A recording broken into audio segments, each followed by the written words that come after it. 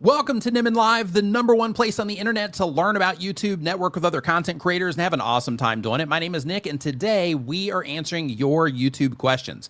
And when I say we, I mean myself and my brother from the same mother, D. D, how's it going, man? Did you have a good week? I had a fantastic week. Hope everybody is doing well. Hope you hit those milestones. Let's just start it off with some positivity.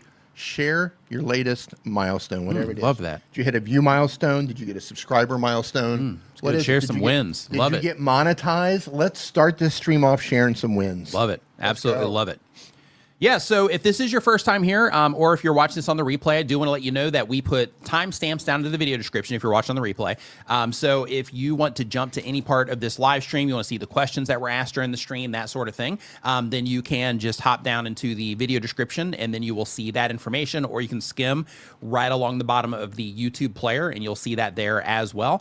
If you are here for the first time and you are joining us live, this is a Q&A stream. And during this Q&A stream, we answer your YouTube questions. So if you have any questions about anything it is that you're doing on YouTube, you can put your question into the form, and I have that pinned at the very top of the chat right now, and it's completely free to participate. But you put your question in that form, and then we answer them in the order that they are received here during this stream today. So our goal is to help you, overcome whatever issues it is that you're having on YouTube, so that you can get more out of, the content that you're publishing and just out of the experience of, being a content creator. So, don't be shy. If you have any questions, feel free to go ahead and drop them into that form. If you are watching this somewhere else, like LinkedIn or over on X, then you can go to nicknimmin.com/ask, and it's going to redirect you to that same exact form. And if you are watching from there, I just put that same URL up on the screen as well, so that you can, see that, so that you know exactly where it is that you can go to ask your questions. So, with all that stuff out of the way, we don't have any real YouTube news this week, but I do want to let you know before we get started that this stream today is brought to you by Opus Clip. Opus Clip is a tool that will help you repurpose your content. So if you do long form content in any capacity, Opus Clip will help you quickly chop that content up into clips that you can publish to social media, vertical clips. They also have the ability to make mid-form videos out of your videos. So those are regular 16:9 aspect ratio videos. And it's just a great way to repurpose the content that you're already making and get more out of things. Like, for example, the live streams that you do, or those really long videos where you could just take out segments of those to also make individual videos for those. And if you're podcasting, you're live streaming, things like that, Opus Clip is perfect for you. So you can try Opus Clip for yourself at opusclip.com, or if you want to hook me up with an affiliate commission, you can go to tryopusnow.com. And make sure that you check that out, and let us know your feedback, if you are an Opus Clip user as well. And Monique here saying that Opus Clip for the win. Absolutely. Yeah, always get good feedback on Opus Clip. So yeah, so give that a shot. So if you are just joining us, what we're doing is we are answering YouTube questions today. So how this whole thing works is there's a form that is down in the description. We also have it pinned at the top of the chat right now. So if you have any questions about anything it is that you're doing on YouTube, you can go ahead and put it into that form, and we will get you sorted. We'll get your questions answered here on the stream today. And really quick, we had some wins. Dee, do you want to go over the wins? The wins in here? Yep. Well, I was highlighting them on the stream.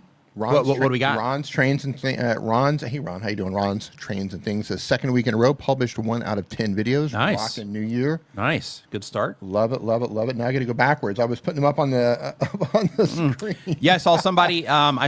Also. One came in. They crossed 25,000 subscribers or 25,000 views. Which one was it? Somebody had subscribers. How we got here, milestone, 3 videos, all went 1 out of 10. Okay, That's nice, awesome. nice. Yeah, somebody had a 25,000 subscribers. Jerry says he thinks that he had a winning format for short, so he's going to test adopting it to long form. Love that. Absolutely love it. Another thing too, if you've been struggling publishing videos on a regular schedule and you finally got, that video up and you've been able to get out a couple, videos in a row, right? That's a win too. So make sure that you also, post that also when it comes to the win side. So yeah, love seeing those wins come in. Yep. Deborah got the 25,000. Nice work on that, Deborah. Love it. All right, so we will go ahead and get into the questions here. And yeah, get this party started. D, what do you think? Let's do it. All right. Hey, Shark Scrapper, how you doing? Hey, what's up? Hope you're doing on awesome. vacation. How Yep. you doing? Everybody's doing great. Genealogy dude. So the very first question here is from One Step. What's going on? Hope you're doing awesome. One Step does daily content, been on YouTube for 1 year or more. They do fighting games and RPG content. The goal of the channel is to quit their job and be a full-time content creator. And the question is, I just started a second channel and I wanted another outlet for my creativity and hobbies, but it's not fighting games as my main channel is. I'm at 74,000 subscribers, so I figured that a pivot wasn't the right move.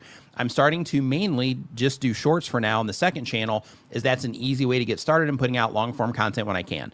My questions are mainly, what are the main things that I should be focusing on starting this new channel? I'm not new to creation by any means, but it's been a few years since I was starting fresh. I have a new and separate email, of course, and a different name and niche entirely, just looking for the best basics that you can give when starting a second channel.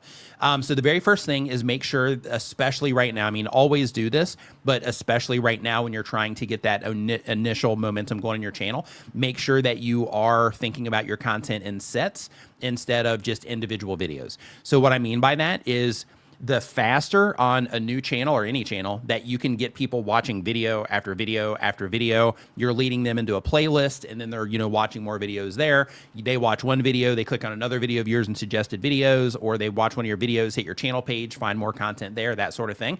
The faster that you can get people doing that, the better off that you're going to be.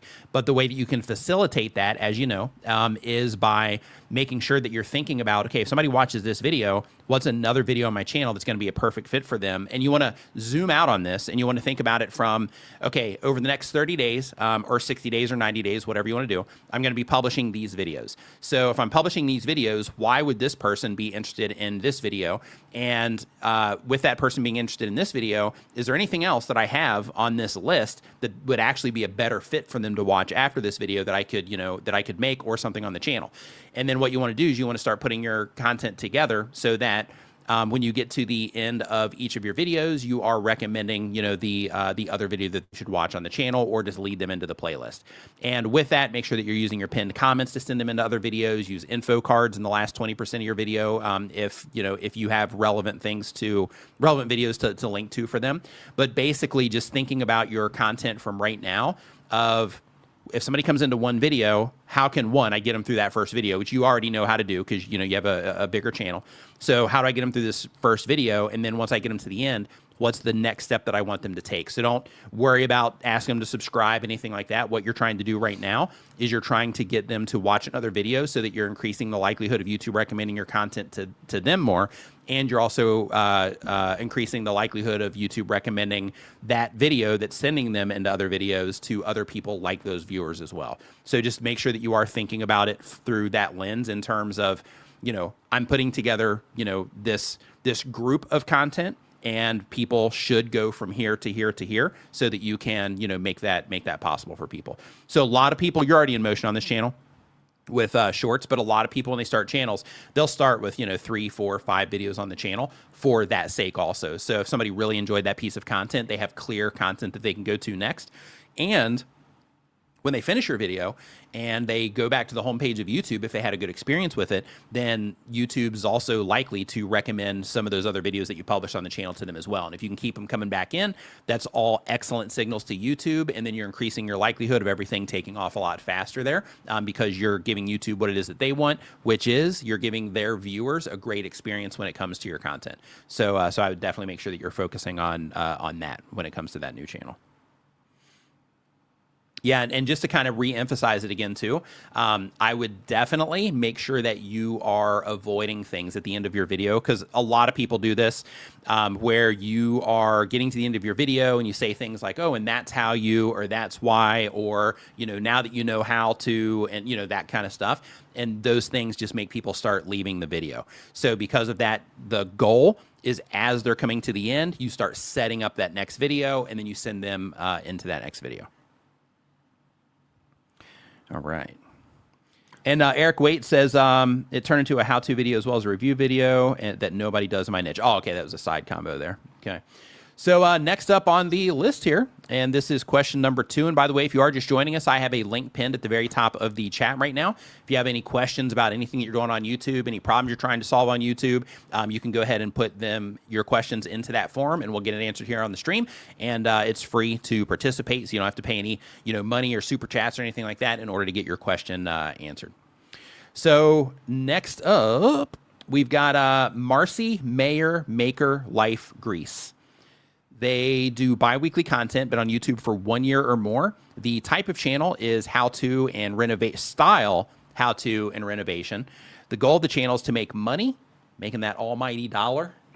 Get that money. Get that money. And then the question is, I've taken your advice in the past, and I've seen some results concerning my thumbnails. Thank you. But I'm almost ready to give up. My last video upload was objectively a video that should have had more traction. I get that these last years have given me the time to improve and earn my place in YouTube, but I'm beginning to think it's not worth it. I currently make £50 a month, and I've been at the same earning level for 2 years. My goal is to earn at least $400 from 3 to 4 uploads a month. Do I have a chance? So first off, when it comes to having a chance, I want to say that the fact that you have maintained where you're currently at, and then from there, you're like, like I'm staying consistent, with this, even though that's where I'm at. That to me says that you definitely have a chance. Looking at your channel here, let me go ahead and get this pulled up. You always have a chance. You have a chance until you quit. Until you stop. Until you stop, yeah. As soon as you stop, the chance is over. Yep. Yeah, so when it comes to, let me kind of squeeze this around here, get my tools in place. There we go, down there too. You got it? Go ahead and turn this on. Yep, we are good. You find them? Yep. Awesome. Yeah, so let's see here. Let's see what it is that you're actually offering here. So here you have a luxury bathroom reveal, okay, on this video here. This one, so I haven't been telling you everything. So when it comes to this, you had 2,000 people respond to it, which is great for as vague as it is. But there's not really a lot of information with this video in terms of people being able to easily identify. It might be something that they care about. Here, January at home in Greece, crafts and cookies. Okay, so there's a couple things that I want you to just consider when it comes to YouTube. So the way that their system works is everything is based on topics now, and it's based on interest. So for example, if somebody's watching your video and they are really getting into your renovation content, and then you publish a video on, crafts and cookies, the audience for this isn't the same as the audience for this, right? So because of that, when you publish these types of videos, and then you publish this type of video, and then another renovation video over here, what you're doing is you're diluting your audience with this, with these different things that you're doing. So yes, you can grow a channel, taking this approach that you are taking, but it's challenging, right? And the reason that it's challenging is because it makes it really hard for people to binge watch your content. It makes it hard for people to count on your content in terms of, I know that almost every video that's published to this channel, that it's going to be a good fit for me, right? So because of that, one thing that I would do, and I think we might have mentioned this to you in the past as well, but one thing that I would do is I would just get super clear on who it is that you're after with your content. And I would also just get super clear on what it is that you're offering as well. And then I think if you dial that in, that you'll have a much better chance. And the reason for that is because people are responding to you. Like if we look at your view counts, right? You got 1.7 thousand views, 1.5 thousand views, 1.4 thousand views, 1.4, 1.6, 2,000 views, 1.5 thousand, and 2.2 thousand. So when it comes to YouTube, it's important to know that you're doing better than most content creators do on YouTube just by hitting, almost 2,000 views or over 1,000 views per video. Like it's been 3 months since you've had a video under 3,000 views. So people respond to you. So because of that, I think the next step for you is to just dial in what it is that you're actually wanting to offer on the YouTube channel and who it is that you're wanting to offer it for. And then I think if you can get that dialed in, then I think that you will, you'll increase your chances of everything else increasing. Now, in addition to that, one more thing that I do want to bring to your attention as well, and I'm just checking this first. Yeah, so one of the things that you mentioned is the dollar amount that you're making from YouTube and that you want to make, 400 pounds. I'm sorry, not dollars. So because of that, right now it looks like, and I'm just going to look at one more video here, but it looks like you are currently reliant on ad revenue to generate income here. So because of that, another thing that you can do is you can start applying different monetization methods to your channel so that you can have money coming in from YouTube ad revenue. You can have money coming in from other things as well. So for example, when you're talking about these renovations, right here, you're doing this, luxury bathroom reveal. One thing that you can do, and because you've already got, a follower count and, you get, 1,000 plus views on your videos, so you should qualify for the Amazon Associates program. So another thing that you can do is, like, as you're doing these renovations, if the renovation stuff is the path that you decide to take, is as you're, working on things here, if you have anything that's available on Amazon that you are showcasing, it could be a tool or something like that, then you can sign up for Amazon's affiliate program or associates program, and then you can take links that you get from Amazon in that particular area of Amazon, and you can put them in your video description down here. And then when you are making those videos about those things, you can mention it. So you can say, like, yeah, this, Saul or whatever it is, I've been really happy with this. I got to link this down in the description, if you want to check it out. And the whole idea is that as you are mentioning those things over, a bunch of different videos, then people start clicking on those links and people make a purchase. And when they make a purchase, you get a commission on those things too. So taking that type of approach to where you say, I'm going to dial everything in, right, for what it is that I'm offering and who it is that I'm offering it to. And then I'm going to start also exploring additional ways to monetize my content so that I'm not fully reliant on ad revenue. And then by doing that, you're opening yourself up to make more money and to also have the potential for the, channel to offer something very specific that people will want to keep coming back for, over and over again. So hopefully that helps.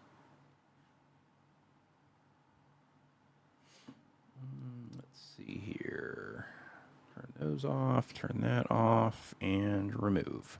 Boom. There we go. All right. So next up on the list, Scrap and Pallet Man, what's going on, dude? Hope you're doing great. Doug, hope you're doing awesome. Nice to see you in here. Larisha, hope you're doing awesome.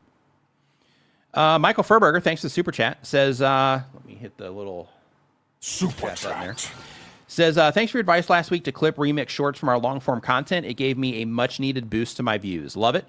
Absolutely love it. Yeah, I'm not sure if you're doing those manually or with Opus Clip, but yeah, love seeing that you are, getting that boost from taking that action. Absolutely love it. And really quick, also on the Amazon link thing, Shark Scrapper here says spot on about Amazon links, and when you get the option, YouTube product tagging as well. Yeah, like anything like that you can do to add, just a little bit of an addition to it. All of these, Shark Scrapper does this, Ron's Trains and Things does this, Home Rapid Repair does this, where, they use the affiliate links, they use the built-in shopping that YouTube has on the affiliate side. They do all of those things. And by doing that, it really helps add to the bottom line when it comes to the channel. So because of that, I definitely recommend that you do something similar if you're wanting to increase that, that monthly amount that you're making. All right, next up on the list here, we've got Rip Zone Football Cards is the next channel here on the list, and they upload one time per week or more, been on YouTube for 1 year or more. They open football card packs. The goal of the channel is to make money, and the question is, my new strategy is to go live in vertical and horizontal, then use Opus Clip to clip each pack of shorts, and then edit a tighter long-form video from the live. Have any advice for going live for the first few times? Do you think this is a strategy that can work for a card opening channel?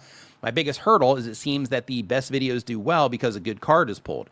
I hope going live will increase watch time and subs even if I don't pull a good card.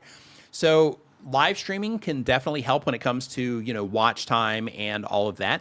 It can also help just bring attention to your channel for the people that are into your type of content. However, when it comes to your clipping approach, all that stuff is good. But when it comes to your mention of that the videos don't do well unless you pull a good card, I'm not sure how you are structuring that. So what I mean is, if you're revealing the card in the front, then in that case, they would know that you pulled a good card. But if you're revealing it later, then they're going to have to watch it to see if you revealed the good card or not anyway. So it seems like, as long as it's structured right, that They come into the video, you hype it up a little bit. Yeah, I got this pack, trying to get this card. Maybe I'm looking for this particular card, and we're going to see if this pack has it. So you can start to build this theme for like cards that you're looking for and stuff like that. And then take them through the process of, you open up the packs and doing, the things that you do there. And then have some type of event at the end where you reveal the, the actual card, or you get bummed out, because it wasn't in there. But, you can build up, to that to make that exciting too. So because of that, I think that for the shorts, if you manually make those shorts, I think you're going to be okay. I think if you clip it from your live streams, it's going to be okay. But the only thing with that is if you are doing the clips, you're just got to be mindful of where it is that the clip is happening, and if that particular part of the video is going to be a good fit. Like if you would find it interesting, then in that case, your audience might find it interesting as well, and then just pick those clips that are, interesting in that way. But if that doesn't yield results for you, then in that case, just doing the whole thing in a condensed version in shorts might be something to try there. But for the live streams, yeah, I think going live can definitely be helpful if you can get people participating in the live stream. If nobody participates, then you don't get watch time automatically. But if you can get people participating in the live stream, then yeah, without question, it can be helpful.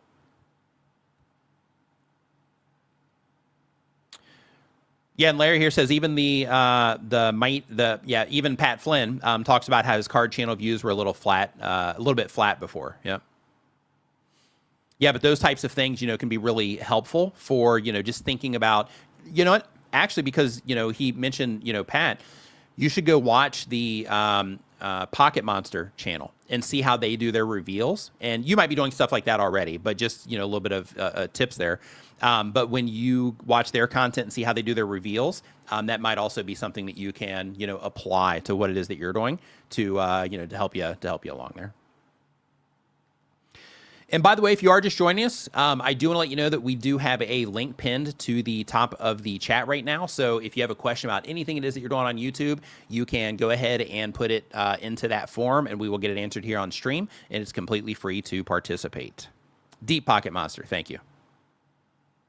Hey, Amy, nice to see you here. I saw Nikki in here earlier too.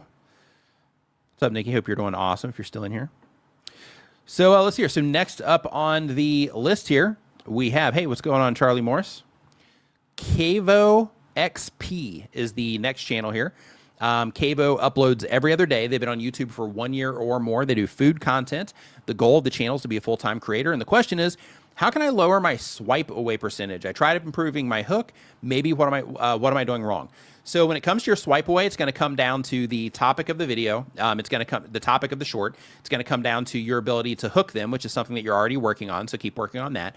And when you're hooking them, you're grabbing their attention there, but then you also have to keep them, engaged in your video. So because of that, go and see where people are leaving in your video and see if there's anything that you can do along the way to re-engage them. It can be something small. Maybe you have to change scenes. Maybe you have to, stop what it is that you're sharing or showing or saying, and, interrupt the flow of the video just real quick and then bring it back on track, right? Those types of things. It could be, the way that you're structuring the story, if you're telling a story in the short.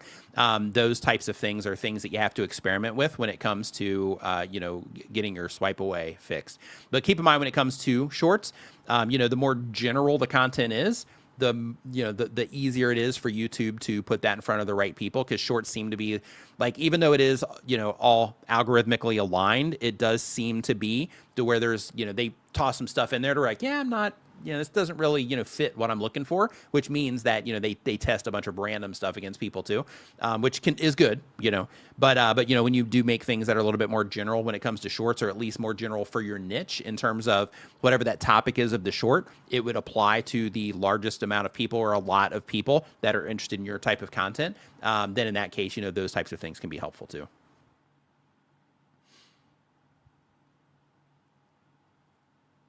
Or as well.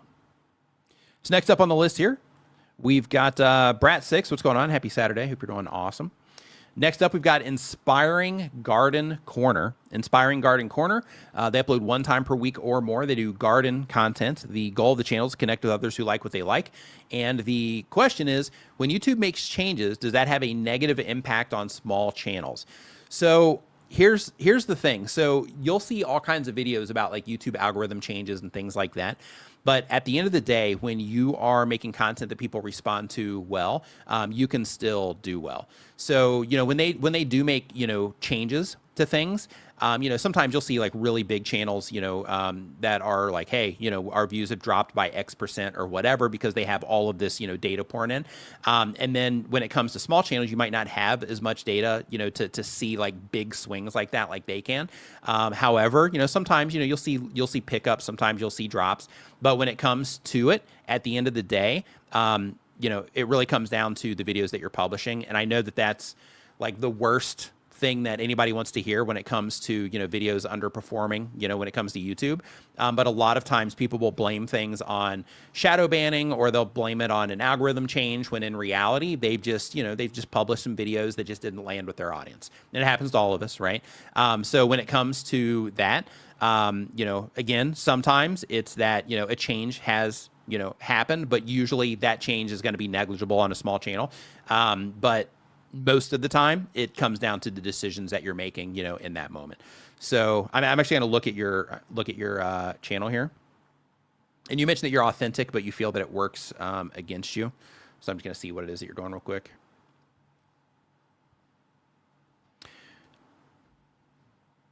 And I'm having trouble pulling up the channel. Oh, it looks like there's like a .com at the end of that, but I think I found it here. So you got 3,000 subscribers. I think this is you. So by the way, 3,000 subscribers isn't a small channel. It's small in the grand scheme of things, but you're actually doing, you know, pretty good compared to a lot of other content creators. So I hope you know that.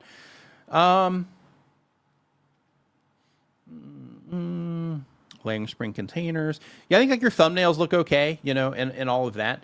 But one thing that I would definitely do is, you know, go look in your audience retention, because a lot of times people will blame, you know, YouTube for things. And then if you go and you look in their audience retention, you see people leaving the videos quickly and stuff like that.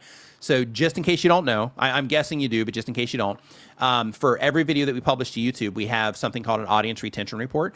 And that shows us a graph. It shows us second by second how people are responding to our content on average over time. And you want to look for things like, okay, in the beginning of my video, you know, how quickly do I stop that drop that happens in the very beginning? And then once I stop that drop, does it level out, or does it continue to gradually fall off? You know, those types of things. And then what you want to do is you want to start experimenting. If you notice like the drop is pretty substantial in the beginning, then you want to start experimenting with like, okay, instead of committing to the way that I'm doing videos, let me experiment with different ways to start my videos to see if I can find something that people consistently respond to in a little bit of a better way. And you just repeat that through the actual video, you know, itself when you're making the content. And then that's how, you know, over time you learn to, you know, to get that better overall performance. But other things too is, you know, when it comes to YouTube, the topic does carry a lot of weight. So also just making sure that, you know, like when it comes to the, you know, their algorithm and blaming the algorithm, also look at the topics of your videos and think about, you know, are they expressed clearly, which it looked like they were? Are they, you know, are these topics about things that people care about right now? Are these topics about things that people care about at scale that watch my type of content? And a really easy way to figure those types of things out too is to go and look at other channels who make videos like yours and see if they've made videos on your topics, and if so, how the videos have done over there. And then you can start to, you know, paint a picture of, you know, hey, these types of things do well, these types of things don't. And that kind of help you get through those, what we'll call them, you know, tough times. Helps you get through the tough times here on YouTube. So next up, we've got Gaming Palace. If you're a gamer, hope you're doing awesome today. Gaming Palace does every other day publishing. Been on YouTube for 1 year or more. They do gaming content. The goal of the channel is to be a full-time creator. The question is, I want to switch games as the game that I play is dead, and I want to go to a little storytelling game such as Minecraft. I want to make a series on it and GTA 5. My base game is dead, and it'll be played long back ago, and I'm in the biggest creator in the game left. How do I switch my games and pull new people? I'm trying shorts, but not much subscribers from that side, as I want to create content in Hindi language. and I can only auto dub later. Yeah, so what you need to do if you're trying to pivot the channels, you need to just start making content and focusing on content. I wouldn't do both of those games. I would pick one. Or you can run them side by side, and then if one starts getting more attention than the other one does, then kind of lean into that one, and then start building the audience up around that one. And then once you have that, then start testing against the like the more storytelling stuff that you want to do, or the other way around, right? And when it comes to pivoting, that's the approach that you want to take. Is you want to start making content on the new thing, see how people respond to it, start building up an audience for it, because right now the audience that is currently interacting with your content is the audience on the old stuff. So because of that, you need to break through those regular viewers, through the casual viewers, and and get a lot of newer viewers coming in as well. And as you are doing that, then you will start to notice, okay, the GTA 5 stuff does better, or the Minecraft stuff does better, and then just start leaning into whichever one does the best in order to start growing that audience on your channel. Because the trouble that you run into, and don't get me wrong, you can make one GTA video or one Minecraft video and it could do awesome, right? However, if you are publishing videos, depending on how people are responding to them, then in that case, you might start publishing the videos. You might have to learn how to make that type of gaming content for that type of viewer that likes to watch like Minecraft, for example. So it can take some time to build up that new audience. Let's see here. London with Susan, what's going on? Hope you are doing great. Next up on the list, and by the way, if you are just joining us, we have a link pinned to the very top of the chat right now where you can ask your questions. If you are watching on X or on LinkedIn, I do want to let you know that you can go to nickniman.com/ask. I'll put it on the screen here for you, and that will redirect you to the same exact form where you can get your questions answered as well. It's right there on the screen right now if you want to check that out. How we sounding, D? I'm experimenting. Oh, okay. I'm hearing the gate a little bit. Oh, okay. So you're over there tweaking on it? Yeah. Okay. So next up on the list, we've got Maru Gaming, another gamer here. Maru Gaming, they upload one time per week or more, been on YouTube for 1 year or more. They do Roblox gaming. The goal of the channel is to be a full-time creator. And they say they stream Fortnite from April 2000 until recently, or April 2020 until recently, August 2025, where they went from 57K to currently 85K in these short few months. And the question is, how do you compete with big streamers like Creekcraft, Steak, and Kylus? They're all Roblox streamers who stream daily. Also, and I also daily upload. I want to start posting more videos, but I don't know what types of Roblox videos to make other than short trading shorts from my streams. Should I be copying the big streamers' videos by switching it up? Should I post Roblox news? They do always seem to be in the news, but Creekcraft covers that pretty well. Any help that you can give me to reach that 15K to get my silver play button would be appreciated. Okay, so a few things. So if the big channels are doing something that works, then in that case, I would definitely start looking for consistent patterns across the big channels to see what it is that they are doing that is doing well. Another thing that you want to do as well, I'm opening up both channels here real quick.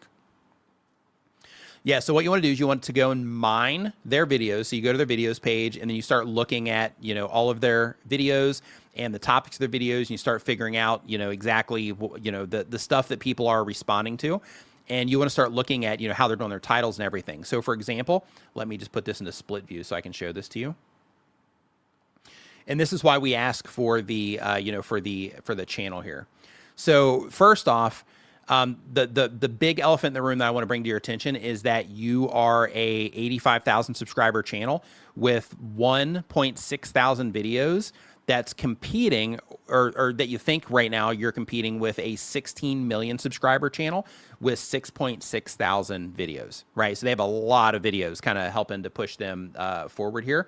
And obviously tons of people know who they are so much that they focus on themselves in the thumbnail instead of focusing on anything to do with the game.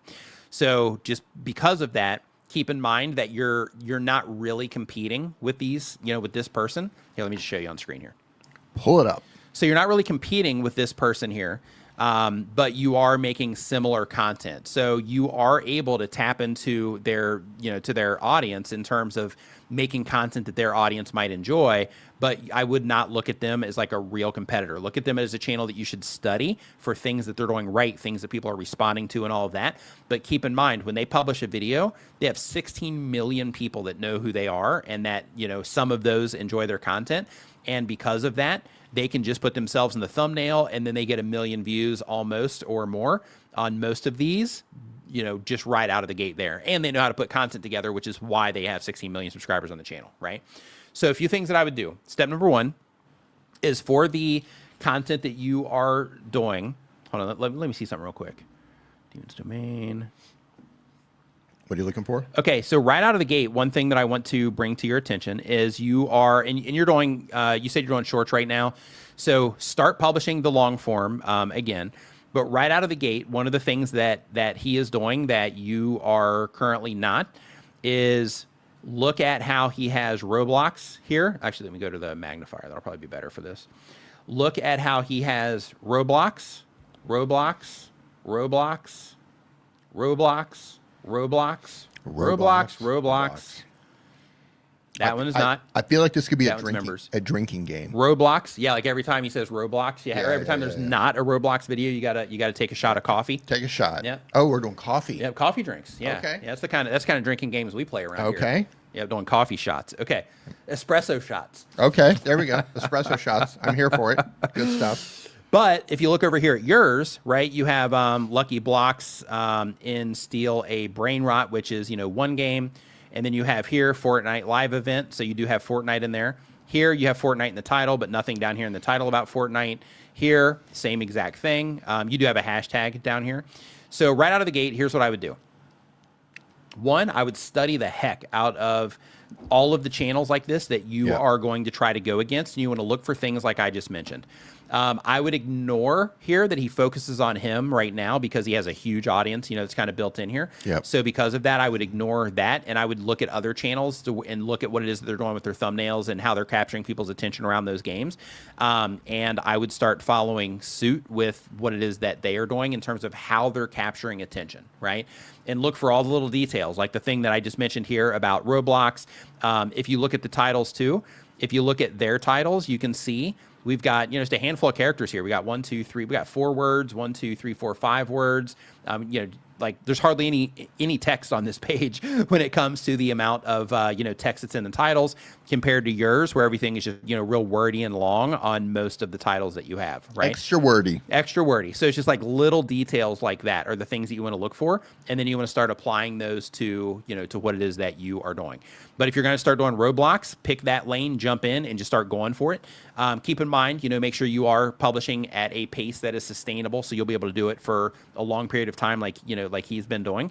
But I mean, you're getting there, right? Like you're real close to your play button. You got like 15,000 subscribers to go. But you definitely need to dial things in here on what it is that you are offering. And you need to start researching exactly what's working, the different things that people are responding to. So one more tip I'm going to give you here, and then we're going to move on, is when it comes to competing against channels like this, take note of what it is that they're doing. But what I actually recommend that you look for is Roblox channels. If you're going to start doing Roblox, or was it Minecraft or Roblox? Whichever direction it is that you're going to start going. Look at channels that are like a step up from yours. So instead of looking at, the biggest channel in the niche, look and see what they're doing too, but also look at a channel that has, like 150,000 subscribers that's getting a lot of views, 200,000 subscribers, maybe even, 500,000 subscribers that's getting a lot of views, and start looking for the things that they are doing, because they're closer to where you're at in terms of the response that they're, that they would be able to generate in terms of, people knowing who they are and stuff like that. So because of that, I would definitely start looking for those for your research that you're doing. I concur. And I'm not sure if you're in these videos or not, but another big thing that you need to separate yourself from is if you are not, which it looks like you're not here by looking at this, this is a whole personality brand that you are, that you gave as the example here. And in your case, if you're not on camera and you're not doing the whole, personality, the on-camera personality thing, then in that case, I would move him out of the people that are making content like you, and start focusing it more on, channels that are doing similar things to what you're doing, which means, they're not on camera. And I know you mentioned that the Fortnite content is from, a while ago. And you said to look at the Roblox thumbnails.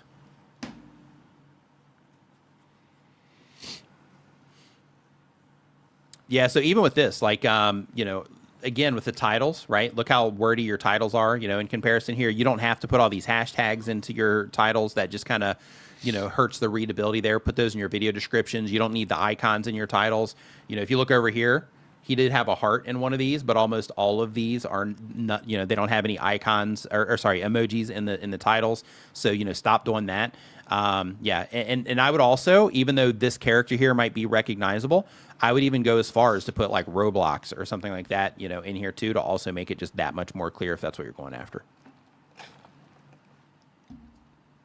Good advice. But the whole idea, though, when it comes to, you know, this stuff is, you know, like, it's good that you're looking at that big channel. You're like, okay, this is who I'm going after, right? I love the ambition.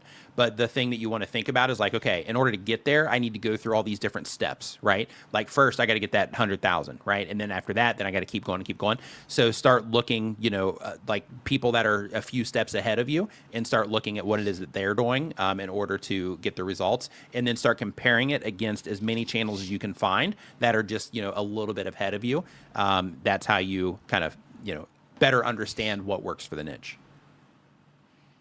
That competition channel that you pulled up, that was a large channel, wasn't it? 16 million subscribers. Oh, yeah. Yeah. Yeah. Mm-hmm. Yeah, I think it's good to get inspiration from large channels like that and just see what's working. Yeah. But like if you're not anywhere near that level, like like they're in a league of their own. Mm-hmm. That when you have a channel at that size, the guy could literally just upload a potato. Like here's a video of him holding a potato. Yeah, him holding a potato, and here's a video of me peeling the potato, and it would end up with whatever hundreds of thousands or millions of views. Right. Yeah, and with that too, I mean, you know, big channels are still, you know, beholden to the rules, so to speak. Like for example, like if you look at Mr. Beast, he's a great example for this. So basically, every video that he publishes, he knocks it out of the park, and even his bad videos are still better than most people's videos. Yeah. But you can even see on his channel when he publishes something that isn't in alignment with his audience, like. For example, he'll publish his, like, you know, me from X amount of years ago videos or whatever. And even though those are interesting to people and his super fans, you know, enjoy those don't even remotely compare in terms of the view counts to the content that he actually makes for the audience, right? So he has that content that is like, hey, here's just like a little personality stuff and some fun things to share. And, you know, people still respond to him, but it's nothing compared to how much they respond to the content that he designs for the viewers to enjoy. He goes all out. He does. Like I'm not his target demographic, but I'm in awe of just how big of a production he puts together. Yeah, it's incredible. The amount of work that goes into those videos. Yeah, he's crushing in every way that you can crush on YouTube and using YouTube as a business and like all that stuff. He's doing it all. From that angle, it's incredible to watch, even if I don't watch the videos themselves. Right. It's just amazing what he's been able to do. Yep. Hey, Tish. How you doing? Hey, Beanie. What's up, man? Hope you're doing great. Welcome to the stream. Tim Cruz. What's up, man? Hope you're doing awesome. Moving Company Hustle. What's going on? Out there moving people. That's what I'm talking about. So next up, we got Fear is Expensive is the next channel here. They do daily content. They've been on YouTube for less than a month. Welcome to the creator side of YouTube. The type of channel is old school Stoic philosophy. Love it. And the goal of the channel is to teach others. And they say, no traction, what do I need to do? And you say here that you are using ChatGPT for scripts. Okay. Do you sound like you're getting ready to say something? Yeah. I just want to caution everyone who is leaning too hard into ChatGPT to write their scripts for them. Especially now that it's went off the rails a little bit. Yeah, it's pretty bad these days. AI is good for script writing just to get an idea. Like, here, help me put this thing together. Right, I've got this idea. Here's the idea. Here's the audience I'm trying to reach. I manually wrote this. Is there any way I can make it better? Right, I manually wrote this. Can you do grammar? It can just be arranged differently. It's great for that. The problem with leaning into feedback buddy. Yeah, it's a good feedback buddy. But it also doesn't push back too hard either. Right. Like it doesn't say, you know what, this probably isn't a good idea. And that's what we need. Yeah. But the problem with AI, if you're just getting started, we've talked about this quite a few times, it goes to script writing or editing or making thumbnails and leaning into AI to do that. If you're new to this and you don't yet know what good is, then you're not able to decipher when it gives you something bad. Just because AI makes something, it doesn't mean that it's good. Right. So you still need to put in, learn, go watch. There are countless videos on YouTube where people teach you how to write scripts and how to put stories together.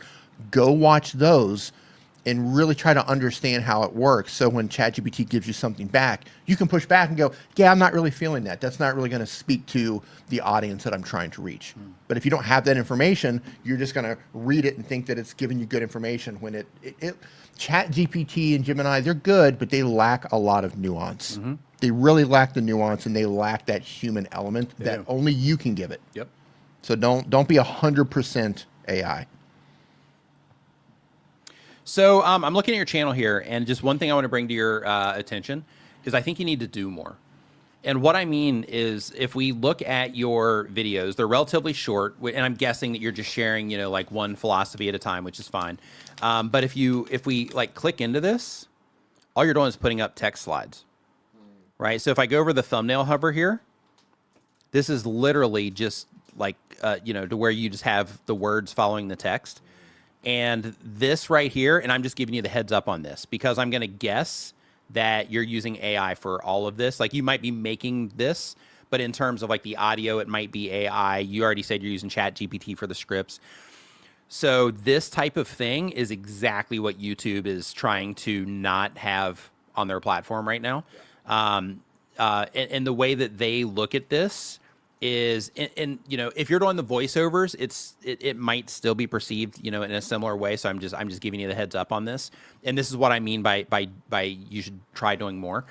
Is even if you're doing the script for this, the audio is their voice. Oh, it is their voice, yeah. So then, even if you're doing the script for this, it comes across as something that could just be easily automated. Like, I could probably hop into N8N right now, and I could probably make an automation that would probably spit out content like this, to where you could probably get like 10 videos a day, going out like this. But those are the channels that YouTube is like taking down right now, right? Because they see stuff like this as like low effort, but because you're not, just pumping it out with like multiple videos a day and stuff, I think that helps you, kind of fly under the radar a little bit. But one thing that I would do is, like, it's awesome that you are getting started with making videos and you're like, hey, I'm going to do the stoic stuff and we are going to, try to help people out here. I love every aspect of that. But the thing that I think that you're missing right now is there's nothing exceptional about what it is that you're putting together. There's nothing that separates this from something that somebody could put together as an automation. Like, you don't have any moat, right? And there's also nothing that's really like memorable about this. So I can't remember his name, but there's a guy right now. He's really big in like the stoic, space all over social media. He's getting like interviews on TV and stuff.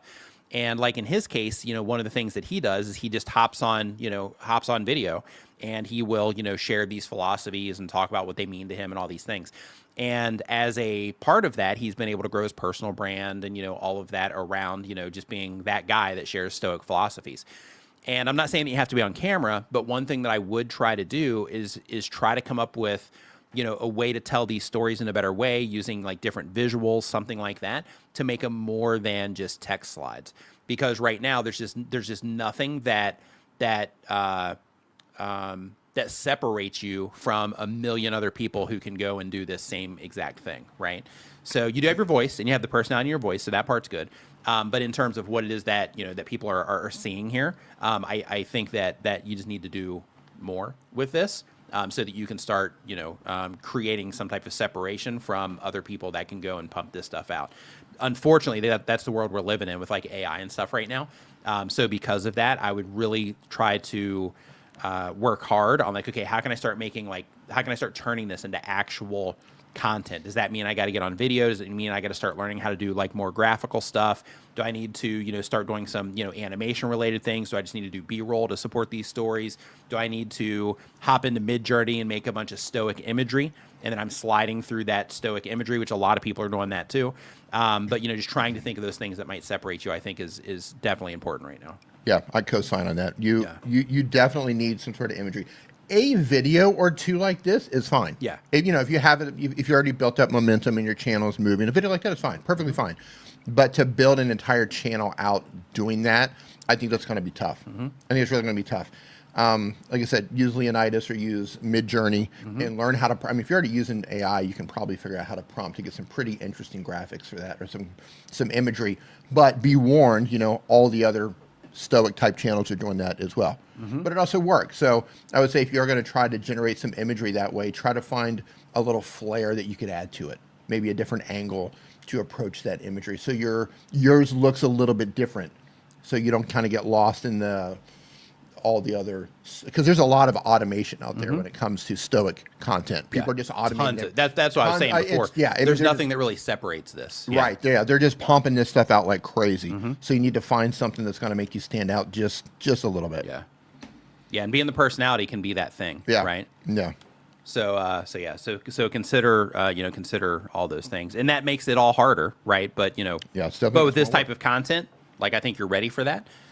So I would definitely go and start, trying to find that way to separate. Yeah. And another thing, the AI voices are so. And wait, there's more. There's more. The AI voices are so good now that I don't think having your own voice is going to be that separator. Right. In terms of like, oh, he's got a real voice. Right. Because there are countless channels that are using AI voice that you probably can't tell that they're AI. Right. So yeah, good. Just I would think through visuals on this one. Yeah. A little bit of extra work. I mean, you're already making the slides. Right.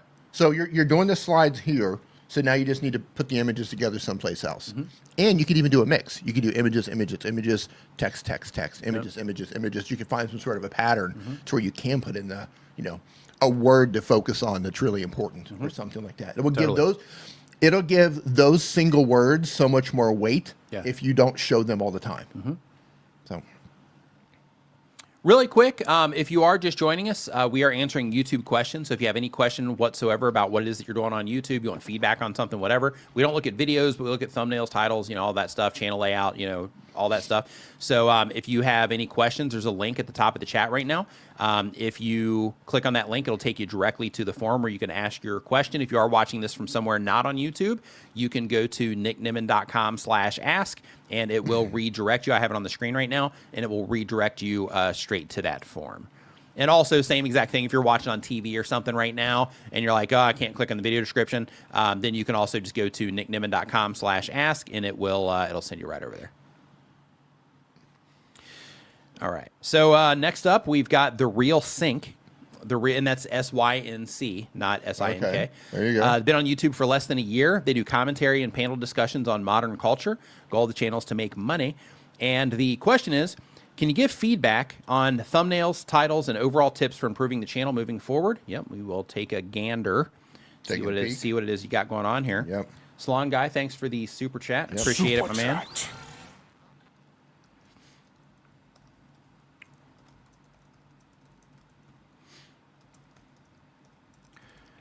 Okay, Real Sync. 1 second. So I'm reading through the question again real quick so I can try to stay focused. It says, can you give me feedback on thumbnails, titles, and overall tips for improving the channel? Okay, let's take a look. Okay, here we go, D. All right. Okay, so if we take a look at the thumbnails, let's see what it is that you're doing here real quick. Okay, discussions that connect people, deep conversations that connect us. So we have women reveal what men must do to keep relationships strong. Your relationships keep failing because of this. Drug dealer ramps police car, but there's a twist. Body cam shows the DUI suspect lying. Here, spoiled woman gets reality check from dad. Woman goes too far with police officer. Okay, a couple things I want to bring to your attention. And this is just really quick. This might not be this way all the way across your channel, but I just want to bring it to your attention because I'm seeing it. So if you look right here, this one is women reveal, what men must do. This one's a relationship video. This one is a relationship video too. This has 34 views, but this one has 1.2 thousand relationship video. Drug dealer video, 50 views. Body cam video, 600. Back to the, woman video. This is actually a police video. 1,000. Police video, 1,000. Again with the woman. Police video. Yeah. So a few things to think about is I would try to be a channel about something.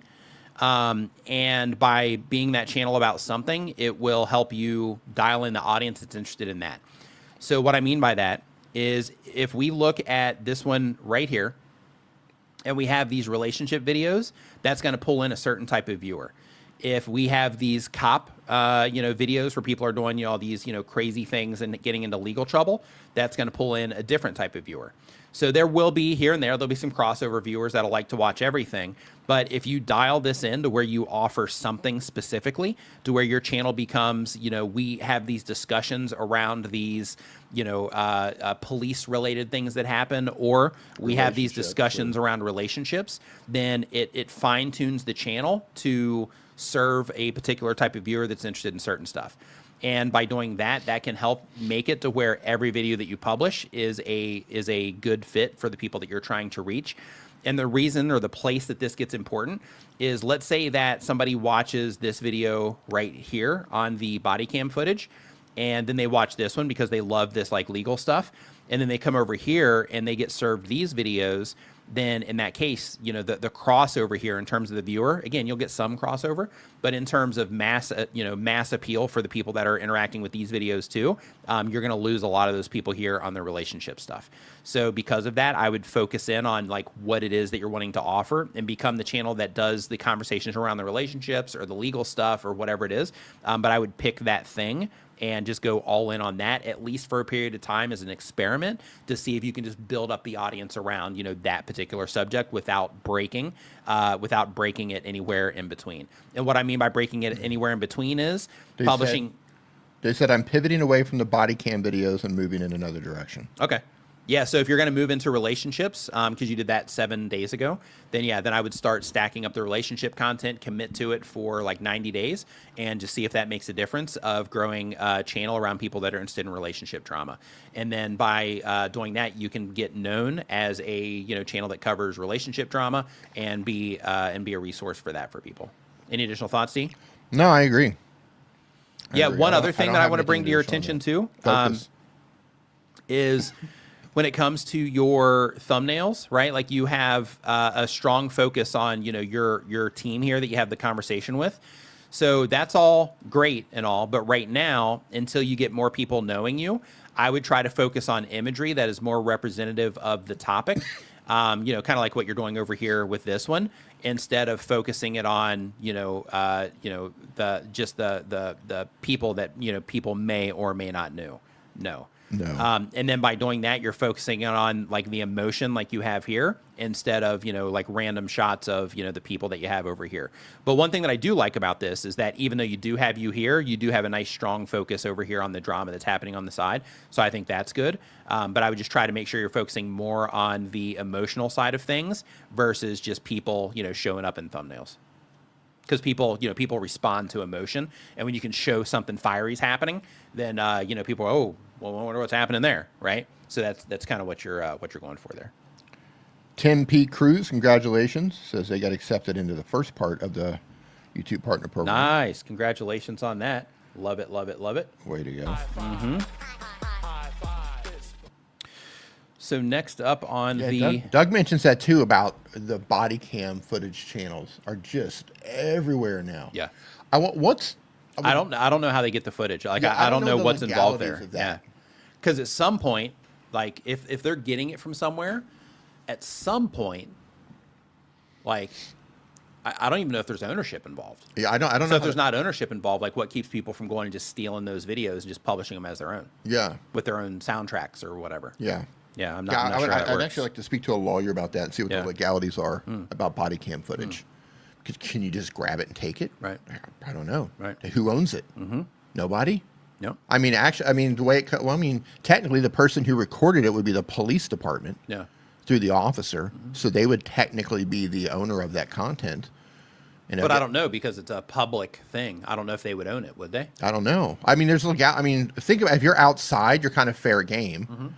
But the police are going to people's houses too, and apartments. Yeah. So then what? Right. You just go record into people's houses and put it out there. Yeah, I don't know. You know what's a conversation worth having with a lawyer? I don't know. I'm not sure. Yeah.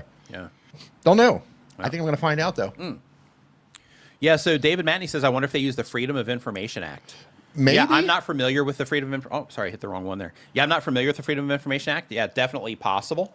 Well, there's one. So the question is, okay, it's one thing to publish it. It's another thing to give it to people to publish and potentially profit off of it. Right. Like those are two totally different things. So I'm just, I want to have a conversation with a lawyer. And I want that answer. Yeah, Ron says I think a lot of them are fake. Yeah, now in a world with AI, days, you can make some really fun stuff there. So Amy says the records in the U.S. are subject to public record laws in that state. Okay. Interesting. Like, for example, let's just say you have a wrongful arrest and the police come onto your property, and then like that video ends up on their records and it goes on the internet. Like, that's wild, man. Yeah. It just seems like you'd be ripe to get sued over something like that. Yeah, it does. It does. Yeah. All right, we'll find out. Yep. I'll report back. Salon Guy, how you doing? Thanks for the super chat. Appreciate it. Much obliged. Thank you so much, Salon Guy. If you had a question, Salon Guy, now would be a great time to answer. He says down here, he says, I guess I'm invisible. Yeah, saw the super chat. Mentioned the super chat earlier. I didn't see a question around it. So if you have a question, just let me know. You bet. Yeah. So next up, we've got, hold on real quick. Imperial Remnant says, I just asked a police detective buddy. Will report back. Oh, nice. Appreciate that. Yeah. Yeah. So next up, we have Carve Your Success is the name of the channel. They upload 1 time per week or more, been on YouTube for 1 year or more. They do Christian motivational content. The goal of the channel is to make money. And the question is, how do I get more subscribers? So the way you get subscribers on your YouTube channel, I'm just going to look and see what it is that you're going to. But the way you get subscribers on your YouTube channel is through people enjoying your content and finding value in what it is that you're doing. So when you are publishing videos to YouTube and people are like, hey, this is great, I want more of this, that's where people will subscribe. So when it comes to, getting more subscribers, increasing the view count increases your likelihood of getting more subscribers because more people are interacting with the video as long as you're getting in front of more new people. So let me see what it is that you're doing. So a couple things just really quick that I'm just going to mention here on your channel. So first off, for the long form content, because these are currently showing up under video, so for some reason, these vertical videos here are showing up under the regular video section, and they're just a little bit over a minute long. So because of that, you do want to make sure that when you are publishing videos to the as a regular video, that they are landscape instead of them being portrait, so that you can so that you can give people the experience that they might expect when it comes to the video content. The next thing is the peace choice, how God showed me peace unlocks prosperity and clarity. Yeah, same thing here, right? Is you are doing like a vertical video and then you're putting it up here as a regular video. I would step one, I would first start shifting those around so you can match the experience that people expect when it comes to content. Or just load them as shorts. Yeah, or just load them as shorts, which I think with the length of the videos that you're doing, that's probably going to be your best bet right now, because you're doing these like 1 minute videos. I think everything. 1:23. We got 3 minutes, which is just at the mark there for YouTube Shorts. But that one's right though, in terms of the landscape. This one's square. So yeah, so spend a little bit of time right before you start recording, just making sure the camera's sideways, and that that you have it set to wide mode there. That'll help just kind of match that experience. In addition to that, you're putting like these hashtags and stuff in your titles. You don't need to do that. Hashtags are meant to go down into your video description, so make sure you do that. Also, make sure that you do fill out your video description. So as you're uploading content, by seeing these as vertical here, I'm going to guess you're doing some of this on your phone. So if that's the case, regardless of the case, actually, make sure that you do go out and you fill out everything about the video. And the reason for that is because as you're filling all that stuff out, like when you have it there, it gives the viewers more information on your video. It also gives YouTube a little bit more context about what's going on. And it's just best practice, right? It's something that you should do with your videos in terms of filling out, the descriptions and things like that. So make sure you're doing those two. I would focus on those two things, right now. I have some other things to say about the titles, but I've already mentioned the hashtag thing. But first, I would get the video side down, just so you can match, what it is that, people might expect there. I'm just going to give you one thing in the title because I'm looking go. at the first one here. Yeah. If you're This one? Yeah, if you're facing a problem, this is for you. I want you to think of this from a viewer's perspective. And I want you to think about what your title is saying right here, right? If a viewer is getting onto YouTube and they're trying to figure out how to solve a problem. Maybe it could be a marital problem. Maybe their significant other is sick, or they've cheated, or maybe their parents are ill, or maybe the child is having problems at school. Whatever a problem is, they're generally going to look for very specific answers for that specific problem. So if you're making a video titled, you go back to that one. If you're facing a problem, this is for you. That's so incredibly vague that you're essentially speaking to no one. Everybody has a problem, right? But you're probably going to do better if you're helping them figure out specific problems. How can God, how can Jesus help them with specific problems? That's the angle that I would approach if you're going after something like this. Be as specific as you can, especially getting started. Be as specific as you can so you're answering very specific problems. And I can see your question. And apply that across everything. Be very specific. And I would make videos less about you and more about how Jesus and God and faith can help other people. So if you're doing how God showed me, if people don't, and I mean no disrespect when I say this, but if people don't know you yet, they don't care about you, right? You have to, they don't care about you until you build up a following, and then they watch your videos for a while. Then people start to care about you. And he means random people on YouTube. Random people, just, yeah, random strangers on the random internet. strangers, right? Random people on YouTube, right? Not people in your life, right? Thank you for adding. Yeah, I'm just adding that. Yeah. Listen, if you mess up your title, he's up it's here over. roasting people. It is over in your life if you mess up your title. No, Andrew, what's up, man? Yeah, like once people get to know you and they're watching your content, then they care about you. But until that happens, making videos about me, those generally don't do well when you're first trying to build that channel momentum. So those are two things. I'm not going to go to all the titles, but those are just two things that really jumped out. All right. So next up on the list, and as I said, all right, did you see Matthew McConaughey that he trademarked that? No. Yeah. So he trademarked that. He also did something for his voice as well, because he licensed his voice to 11 Labs. Yeah. So he had to do some stuff around that too.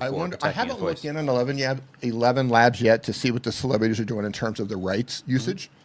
Because obviously you just can't make anything, you can't make them say anything. Right. So there's probably limitations on that. But that's interesting. All right. Yep. Sue me. Yep. McConaughey. No. Well, they might actually get the channel though. Yeah. I love Matthew McConaughey. I do too. That's such a weird thing to be able to trademark something like that. I guess it has to be done in the way that you say it. Yeah. Because if you just said the word 3 times, that's nothing. Right. But if you do it with like Beetlejuice. Right. Yeah. It's like Beetlejuice. But if you do it with if you say the word 3 times with the Texas twang, they got you. Does that do it? Then they got you. Right. Mm-hmm. Yeah, that's a weird one. I'm surprised they actually gave him the trademark for that. That's weird. Next up, we've got B Sizzle.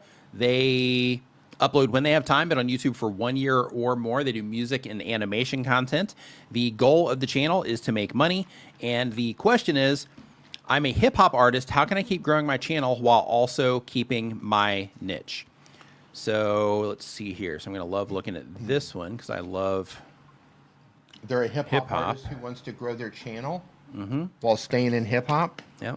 So let's see here. So B Sizzle later, official audio. Okay. So D, I'm going to let you take this one. Yep, absolutely. So basically, title is B Sizzle. Let me zoom in on this here. Let me zoom in a little bit here. We got B Sizzle later. We've got B Sizzle when I call. Congratulations to this person for reaching 1,000 subscribers. B Sizzle Billy. B Sizzle the real B Sizzle featuring Sorori official audio. What do you got? All right. So music channels, trying to get started, trying to share your original music. If you don't have a fan base yet, and maybe you do, like you might have a Spotify account with a lot of followers. I don't know what you're doing here. What are you on? You on Twitter? You on Instagram? Merch store? Okay, I don't know what your fan base is, but putting things in there like B Sizzle, if no one knows you yet, no one cares. Like I just talked about the other channel, right? So what I would do getting started, instead of B Sizzle and then here's the title of the song, which at this stage means nothing to anyone because they don't know you yet. You haven't built that fan base yet, right? Your name, those song titles are not important to people who don't know you yet on YouTube. What I would do is I would rebrand these things around emotions. songs that make you feel a certain way. Type that in. Songs that make you feel. Songs that make you dance. Songs that make you feel like a villain. Songs that make you feel like you're in an edit. Songs that make you feel powerful. Songs that make you feel like you're the main character. See, people are looking for these things, right? Songs that make you feel like a warrior. So you know what your song's about. You wrote it. So see if you can connect an emotion to that song and see if you can, just go in, just like we're doing right now. Type it in. Songs that make you feel like, and then just look at the ideas. People are actually looking for this stuff. No one is looking, and I mean no disrespect, no one is looking yet for B-Sizzle later official audio.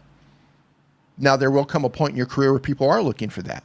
But to get that wheel rolling here on YouTube, you need to think about discovery. People will know you later, but you need to be discovered first. And this is one way that you can be discovered. Wrap those songs around emotions. Songs that give you chills, songs that make you feel like something.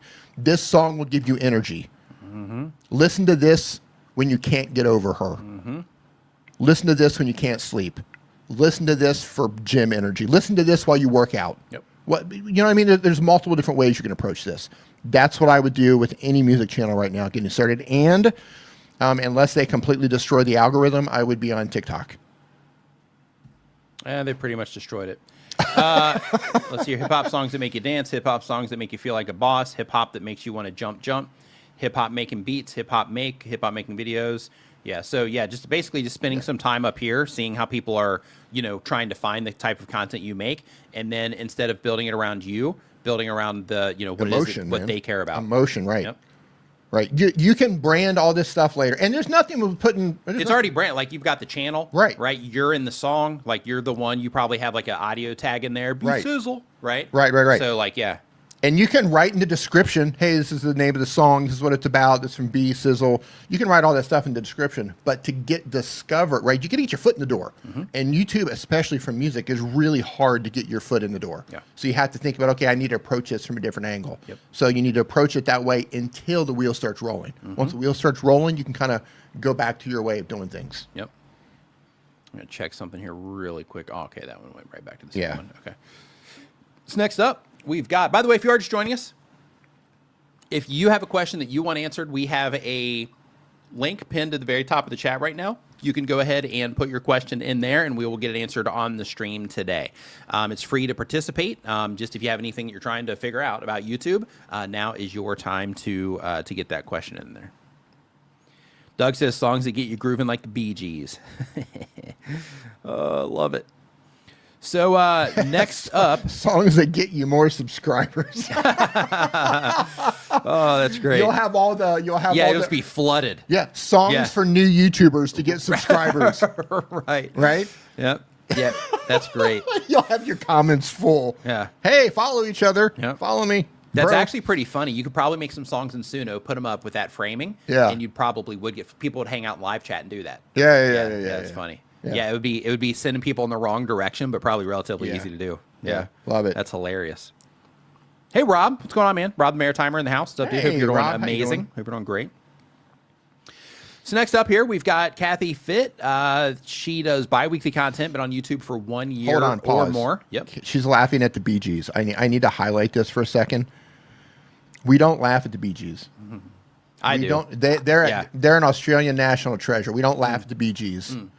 We do not laugh. I didn't know they were from Australia. No one grooves. Now I'm going to laugh that they're from Australia. No one grooves harder during the disco era than the Bee Gees. Yeah.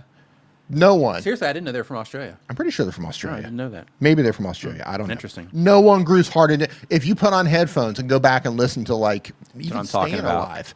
Yeah. Just Staying Alive even. What? Dude, that just grooves so hard. Jive talking? Are you serious? Yep. What about this, though? Hit the sub button, hit the like button.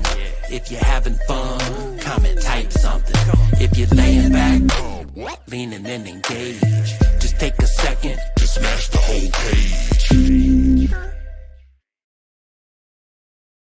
page. Bee Gees don't have anything on that. All right. So next up, We've got, let's see here. Yeah, Kathy Fit does bi-weekly content. She does dance fitness content. The goal of the channel is to be a full-time creator. And the question is, thoughts on re-uploading content, unpublishing old content and re-upload it, or repurposing them? I feel like I feel like we should just skip her for making fun of the BGs. teach Mrs. Fit a lesson. Says, I feel like some of my older videos can be done better now, and maybe I could do that. Also, I feel like I'm still struggling so much to grow. I've been at it for almost 9 years. I recently redid some of my thumbnails because some advice Andrew Ken gave me. I know that I still have a long way to go, but I feel kind of burned out. Yeah, so I would not download old content and re-upload it if people didn't respond to the content. Just re-uploading it isn't going to cause people to respond to it differently. Instead, you want to take what you've learned along the way and make clear, steady improvements with every video that you publish. With every video that is going out on your channel, you should be trying to improve something with every single video.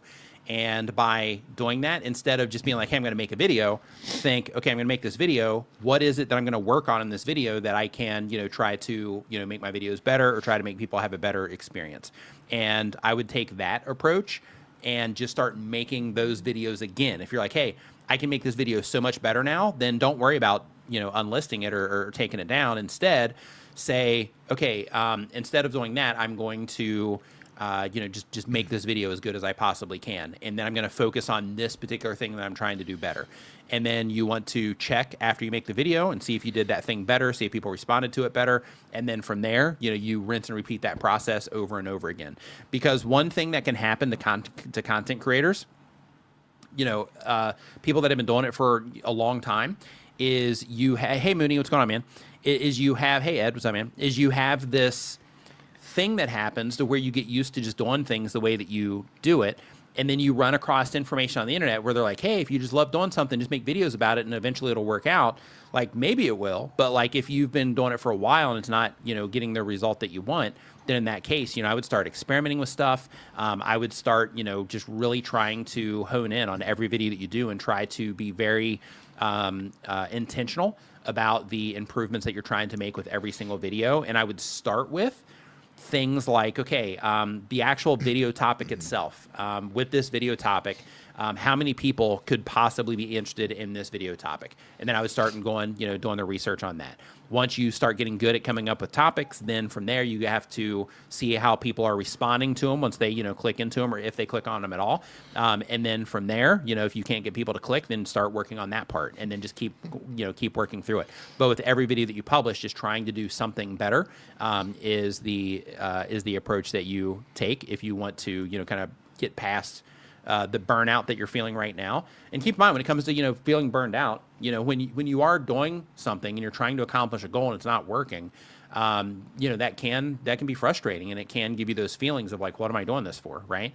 But the thing that you definitely need to do is just make sure that whatever it is that you are publishing and what you're trying to excel at, that you're actively putting things into action to try to make what it is that you're doing, better and a better experience for viewers.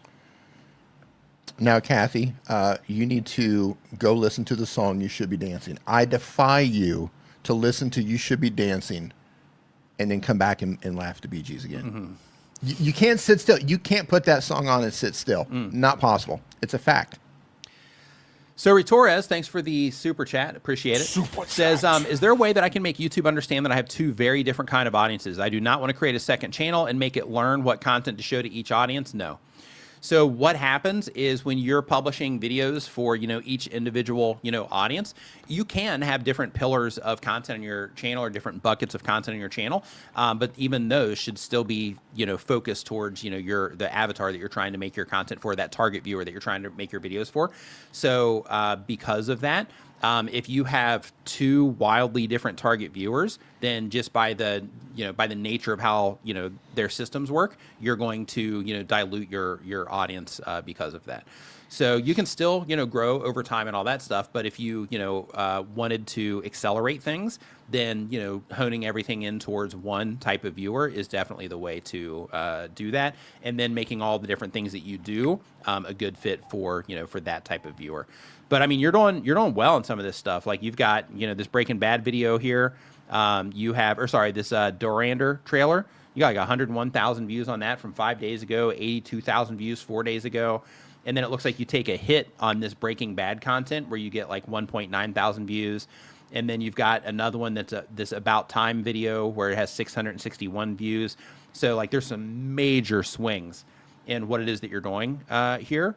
And one thing that I would just consider, and this might be kind of what you're dealing with already, is trying to dial in on a particular genre of movies to talk about instead of having like a relationship video here and then a like a, how would you categorize Breaking Bad?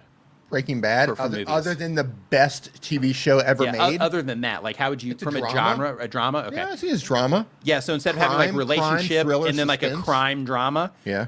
and then having some of the other things where you're kind of mixing things up like that. Yeah, I think that just getting a little bit more clear on that would definitely be advantageous for you. But to answer your question though, is there a way that you can tell YouTube? No. There's not. So the best way that you can tell YouTube who the video is for is by the topic of the video and how that video is optimized in terms of the title. And then the people that start responding to it is going to tell YouTube who the right fit is for it. And then when you start kind of splitting things up, then that's where that can work against you. Yeah, you have this other one here too with this Bonjranji, 220,000 views 11 days ago. And it looks like these, is this an Indian movie too? Yeah, I'm not sure. But it looks like some of these are just getting crushed. Bollywood, baby. In comparison to, some of these other ones that you're doing that are getting like, 600 views. So I would definitely, lean into, the stuff that's getting crushed. Here's another one down here too. Just so you know, similar thing. We can't see that. Yeah, no, I was just looking at it and just kind of saying it. I didn't know you were excluding all of us. Yeah. I just overhear my own head. You're just over like, there in your just own like, head. Hey, what's he doing? Yeah. Talking about Bollywood. Yeah, what are they doing? And we're Yeah. all over here. Right. Wondering what's going on. Mm-hmm. See, now look at Kathy over here dropping a super chat. Trying to backpedal is what Kathy's doing. I recognize a backpedal when I see it. Mm-hmm. Oh, I love it. All right, next. Yep.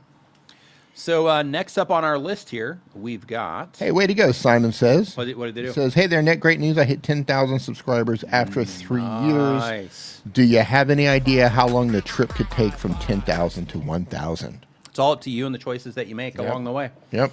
So you could be, a video away that ends up driving, the entire channel. I know it sounds crazy, but I've got videos on my channel that have gained like, 70, 80,000 subscribers on them. Yeah. So like, you could be one video away from, that, or, it could take you, the next 6 years, to get there. So, it just depends on the decisions that you make and how intentional you are and how, focused you are in terms of understanding like, okay, these are the things my viewers are really into and how can I lean more into that, those types of things. But if you are, paying attention, you're being intentional and you're actively trying to, make things better, then in that case, it shouldn't be too long. So this is probably an amazing super chat. Tango in the Kitchen says, talking about TV shows, I finally decided to watch Star Wars and was watching the first one before the stream. Nice. Like the original Thumbs up to First that Hope? one. Yep. Thumbs up to that one. That's good. Wow. That's what I like to hear. It's good. Good The stuff. Mandalorian and Grogu is coming out next month, I think. I haven't seen the trailer yet. It keeps But, I popping mean, up. you kind of know, though. YouTube wants you've me to seen watch the series, so you know kind of what's coming. YouTube wants me to watch it, but I haven't watched it yet. Oh, okay. I was like, you know what? I think I just want to be surprised. I want to be surprised. Build up any expectations. Yeah. Yeah. See, there you go. You have an earworm. You should be dancing. You're welcome, everyone. Yeah. So next up, we've got Gardening with Bear Brown. Gardening with Bear Brown uploads 1 time per week or more. They do educational content. The goal of the channel is to be a full-time content creator.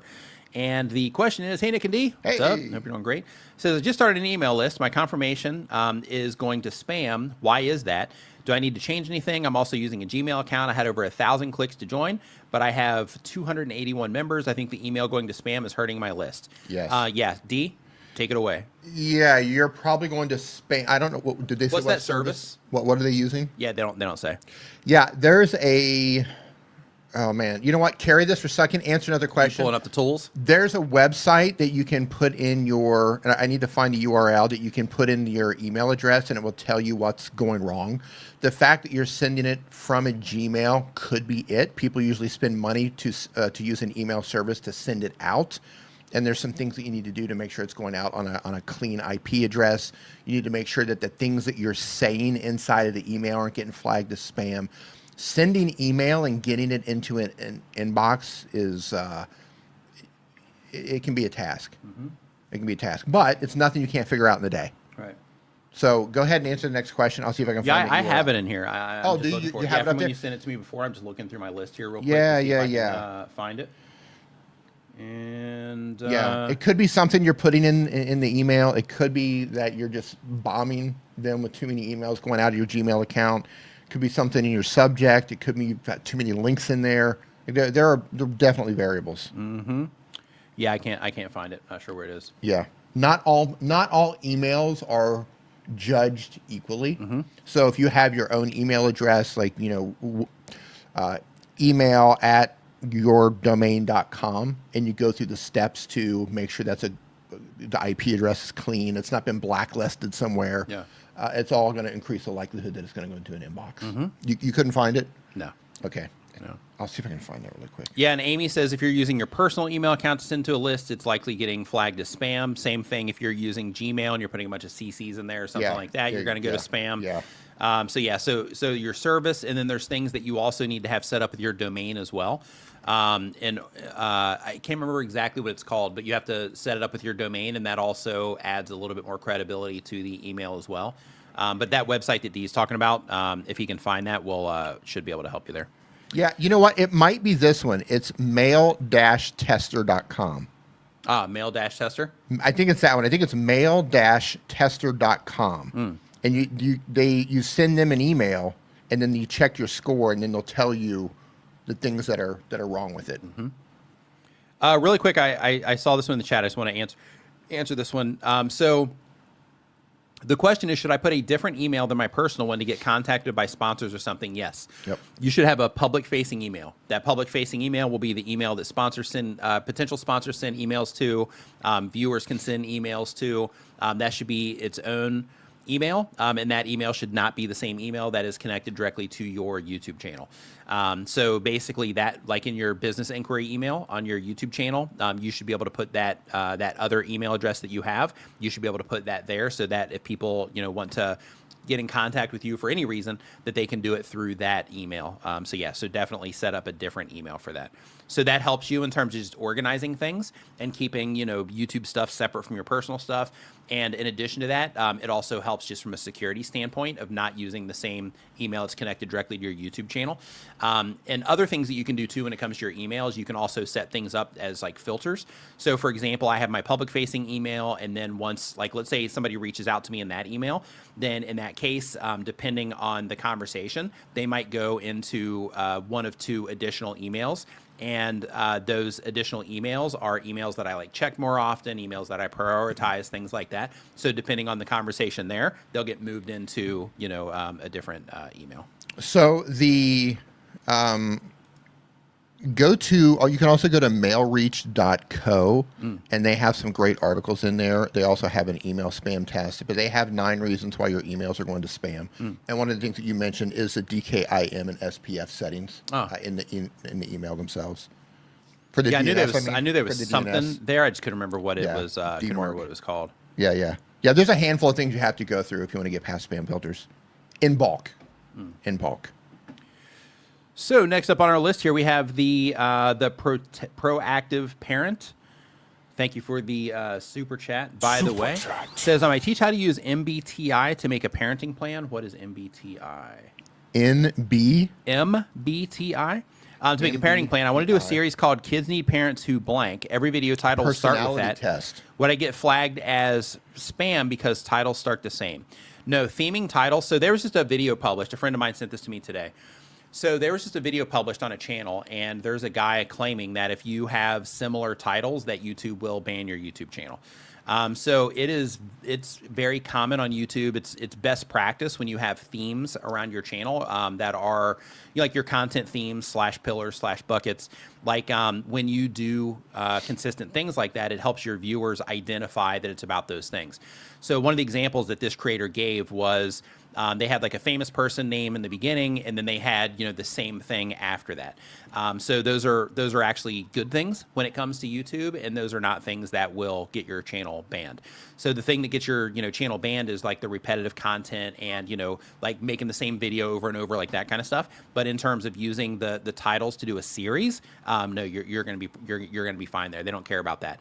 Especially since every video is going to be a different experience for the viewer.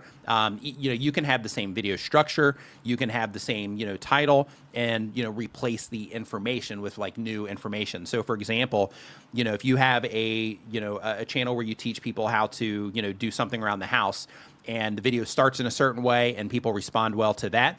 And then after that, then you have it to where like it starts a certain way and people are responding to that. And then you have something else that you do and people respond to that.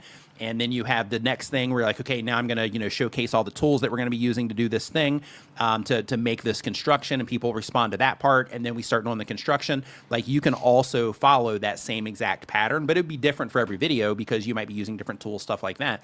But that structure, when you find out that it works, it's best practice to say, hey, this is what people love. Like people are really enjoying this. So let me keep giving them what it is that they enjoy. So the same exact thing happens when it comes to your titles. So when you find things like that and you start theming them, then that helps people that are into that particular part of your content be like, oh, awesome, it's one of these. And then they'll, click on that, and then they'll come in and enjoy that content. So I wouldn't worry about getting flagged for that. And that particular creator also, they mentioned something about how when you do that YouTube also sees that as like spam and deceptive, practices or whatever. So, so don't worry about that. Like theming, your titles and all that stuff is perfectly fine when it comes to YouTube, and it's best practice when you find things that work. So I wouldn't worry about that too much. Renee Ritchie in the house. What's up, dude? Hope you're doing great. Yeah, you mentioned so many terrible YouTube advice videos out there. Absolutely, absolutely, there are. I thought the MBTI for parenting was something like mothers bring tequila to infants. Or something. Yeah, I think that's hilarious, but no, I don't think that's it. No. Yeah, I don't think that's it. That sounds like a cool niche. Yeah. Yeah. Yeah, but I think the kids young. I think the kids need parents who blank. I think that's I think that's cool. Send me the videos. Ugh. Yep. Yeah, there's so many bad YouTube advice videos. And there are so many large channels that are just giving just awful. I question a lot of that stuff. There's also too. I think a lot of people are like buying their views, and so, they have to. So I have a channel right now that I have proof of that has stolen my scripts and scripts from other YouTube channels. That's like a YouTube help channel. It's like blowing up right now. And they've they just went through and they're just like, hey, word for word, like taking the scripts. It's wild. Yeah. So the reckoning will come on that one though, right? Yeah. Let them get a little bit more down the road on that one. Yeah. But all kinds of fun stuff. Yeah, I'll send that over your way, Renee. And really quick, Renee also mentions that you can be successful without understanding how something works. Many would-be champions can't coach, and many coaches aren't world champions. 100%. 100%. So next up, we've got Pat's Tune is the next channel. They upload when they have time. They've been making videos. Pat's Tune. They've been making videos for 1 year or more. They have an educational channel, and the goal is to teach others. And the question is it possible for someone who is not a YouTube partner to take down your video for legal reasons? Yes. Says, I made a video about the worst universities in Ghana, and I used a portion of a university's promo video, and YouTube took down the video for legal reasons. The university's channel has less than 500 subscribers. How did they do it? They reached out to me before the takedown to take it down, and I refused. Do you think I'll face any other legal issues? D, this is your department. Well, I don't know what the laws are. You're in Ghana. Yeah, what the laws are in Ghana. Yeah, I don't know what copyright laws are in Ghana. That's something you're going to have to figure out on your own. But generally speaking, if you're using content that you don't own, there's always a chance that the people who do own the content can take it down. Yeah. Especially if you framed it in a negative way, and it's something like a university or a business. If you've used their trademark, I don't know if their name is trademarked. I don't know, but if they reached out to you and asked you to take it down and you refused, and then they got it taken down, there's a good chance that's going to be the end of it. But this is one of those things, like if you're facing a university and they're already going through these steps, I probably wouldn't try to push back on that. Unless you have the funds to go the distance. And again, I don't know what the laws are in Ghana, but I know like in the U.S., you might be able to battle that out in court, but I don't know there. Yeah. I don't know how expensive a battle it is, and I don't know if it'd be worth it. Right. You know? Yeah, technically somebody doesn't even have to have a YouTube channel in order to be Right. able to, Yeah, to do those types of things. So you can submit what's called a DMCA to YouTube, and through that, if you have content that somebody has taken and uploaded to YouTube, Right. then you can do that as well. The size of the channel doesn't matter. Yeah. They could have no channel. They could have 1 subscriber. They could have 0 subscribers. It doesn't matter. If you own it, if they own the content and you used it, they could try to get it removed. And it looks like, they did. Yep. So next up on our list here, and by the way, if you are just joining us, we're talking about all things related to YouTube. This is a Q&A. Dee and I have been on YouTube for a really long time, and we're here to answer any questions that you have, about anything that you might be struggling with your YouTube channel. If you need feedback on anything you're doing, anything like that, you can ask. It's completely free to do so. So right at the very top of the chat right now, I have a link, and if you click that link, it's going to take you to a Google form, and on that Google form, you just fill out the information, let me know, what your channel is, what you're trying to do on the channel, and the question that you have, and then we will, answer it here on the stream today. And if you're watching this from somewhere that is not YouTube, then you can go to nickniman.com/ask, and it will redirect you to that same exact form. And if you get it in there now, we will get it answered on the stream today. Yeah, I want to say this, and I don't know how accurate this is. This was the first result, and this is the AI overview when I look to see if Ghana has a fair use for copyright law. And it says copyright law in Ghana, governed by the Copyright Act 2005, Act 690, does not use the U.S. fair use doctrine, but instead applies a similar, narrower concept known as permitted use or fair dealing. Act 690 permits limited, non-infringing use of copyrighted works for specific purposes, such as research, private study, criticism, news reporting, and education, provided it is compatible with fair practice and does not harm the work's market value. There we go. Yep. Choose your battles carefully. Yep. That's the moral of the story there. Yeah. Yeah, when it comes to YouTube too, it's just best practice. Like there are, like you can use content like under, fair use and things like that. But like at the end of the day, just try to think like, okay, can I just do original content? Like, do I need to add these memes to it? Do I need to add these clips? Yeah. Do I need to, Yeah. Do these things?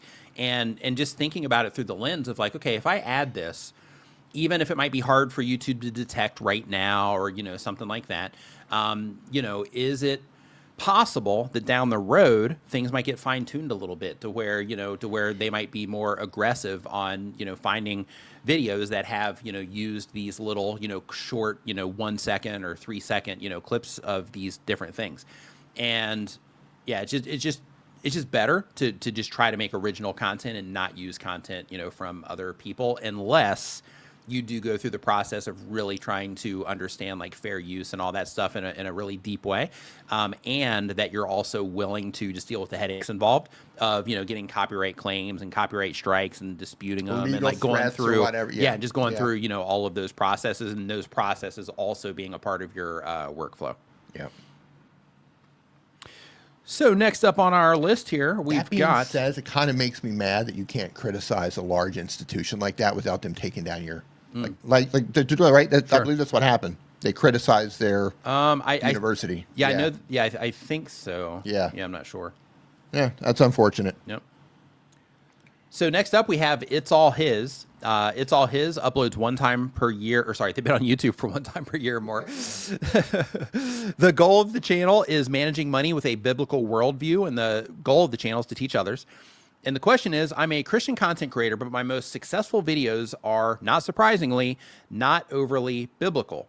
I'd really like to grow rich, like a rich, like-minded community. If I niche down more clearly and signal my worldview in my titles and thumbnails, even though it may lower clicks at first, does that typically help the algorithm find the right audience long term? So, well, let me finish the question. So it says, feel like I've been straddling the fence a bit between what other similar secular channels are doing and more clearly biblical content. I've got fully monetized back in October, but things have been pretty stagnant since. Thanks so much. So when it comes to YouTube, when you are when you're publishing videos, the topics of the videos and the titles of the videos and what's happening in the video, all those things, those already inform YouTube like who to show the content to. And then from there, based on who responds to that content and like who decides to click on it, and then the experience they have once they do, then that starts informing YouTube on who the people are that are responding well to that content, which then will cause them to, try to find other people that are to present the content to other people who are similar to those people that are responding well to the content when they log on, when they're on the homepage, things like that.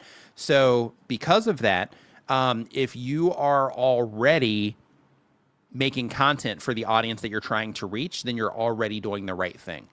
And in terms of signaling your worldview through your titles, I'm just going to take a look here and see what it is that you're doing. In terms of signaling your worldview through your titles, we have here, ever regret a purchase, read this first, how to live below your means, biblical money wisdom. Yeah, so when it comes to these, I think that you are currently already, because, before you buy, you have, a Bible, graphic here. I would be a little bit more clear about this here, because here you have biblical money wisdom. So you're making it clear that there is, the religion side attached to it. I would try to make that clear in every video if that's what you're trying to do. Biblical and practical wisdom to stop stressing about money now. Yeah, so I think how you're actually packaging these is probably pretty clear to the people that you're trying to reach. But one thing that I would do is, well, you do have, money and peace on there. So I think, that's okay. 7 things you won't, or I won't be buying in 2026, faith-based financial wisdom. Yeah, I think, how you're framing this stuff from the outside is fine. So I would make some adjustments to the things where it's not as clear here. If you are trying to, nurture that audience that is, has that religious foundation, then in that case, I would definitely, make sure all of that is clear from the titles as well as the thumbnails. But even this, like live below your means, I think this is perfectly fine. And then this right here, that's fine to grab their attention. This lets them know it's for them, right? For the biblical, money wisdom. So I think that you're on the right path with what it is that you're doing there. So because of the views that you're getting here, the next step that I would do is I would start, paying attention here to how people are responding, like when they come into the videos themselves, like how are they actually responding to what's going on here? So inside of your channel, and you might know this already, so I'm just sharing it for the people that don't, but when it comes to YouTube, every video that we publish, it has something called an audience retention report in it. And a lot of creators just overlook this because, like we have the way that we want to present something, and then we have the way that people respond to what it is that we present, right? And a lot of people don't like to look at the way that people respond to what it is that we present. And because of that, people continue making the same mistakes that, that they just make video after video that causes people to leave and stuff like that. So because of that, what I would do is I would go into your audience retention reports for your videos. On this one, I mean, you got 38 views, so you're not going to get a lot of information on this one. So I would look for ones that have, a little bit more views on them. Like this one's almost 200. This one's almost 300.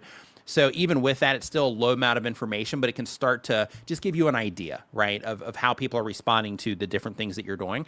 Because here, right, like on these, if you've got these people clicking on your videos, this is a good one here with the 1.5 thousand views. You can probably get some good information here. But these, view counts that are a little bit higher, you can start to paint a picture in terms of, okay, so enough people clicked on these that I might be able to start getting some information from it. So if they came into the video, like what happened, right? Was I able to, keep them? What does my first 30 seconds look like?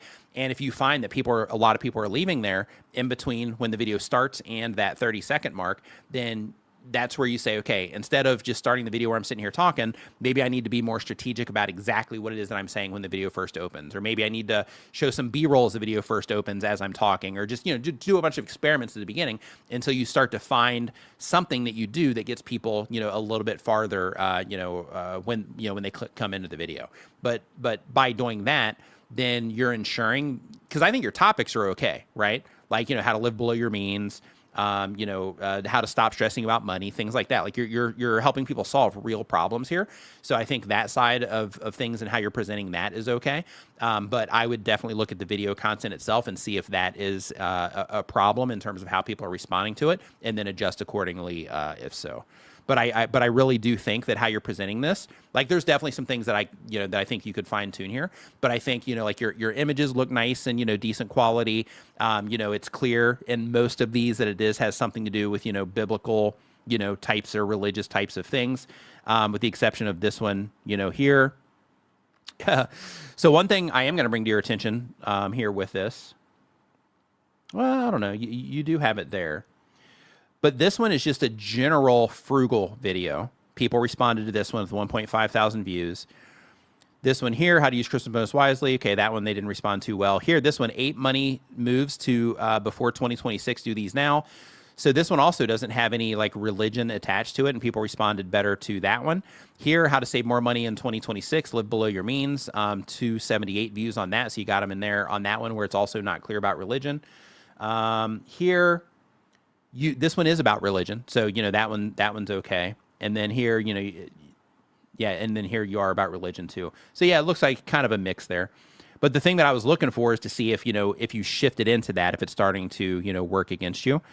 So yeah, so okay, so let me just focus in on this. Okay, so if you're trying to reach the faith-based people, then in that case, make it clear from the outside that your content's for faith-based people. You might take a hit initially on the people that are interacting with that content, because for some people that's a turnoff. But for you, if you're trying to nurture that audience, then it's a win that those people are not clicking on your videos and participating in your community. Over time, as you start having more faith-based people responding to it, then YouTube's going to make those connections on their end, and then they'll start showing YouTube more of those people that are responding positively to your content. So because of that, if you're wanting to move in that direction of, being faith-based financial channel, then yeah, leaning into that, even though it might hurt a little bit, initially, as you start nurturing that audience, you still want to do all the things, right? Pay attention to your audience retention, make sure you're being really intentional about your thumbnails. How is a faith-based person, like when in your whole packaging with your videos. So with every video that you make, when you're thinking about your thumbnail and title, think, okay, if I'm trying to reach a faith-based person, what about this is going to help them know from the outside that this is a faith-based piece of content? And then, make sure that you can identify what that thing is there. But yeah, making it for those people, if that's the direction that you're wanting to move into, then making it clear from the outside that it's for them is the move.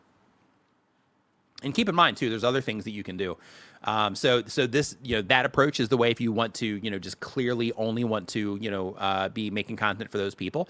Other things that you can do too is you can make content that's a little bit more general for people that are, trying to, fix their money problems and things like that.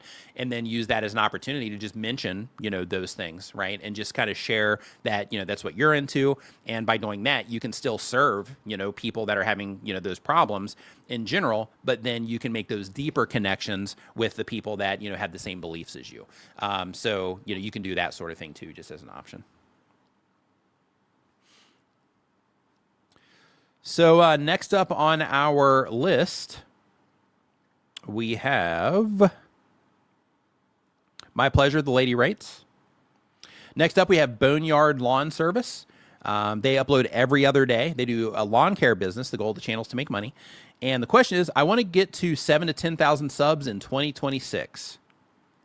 So I'm not sure what the question is there. Let me look at your channel.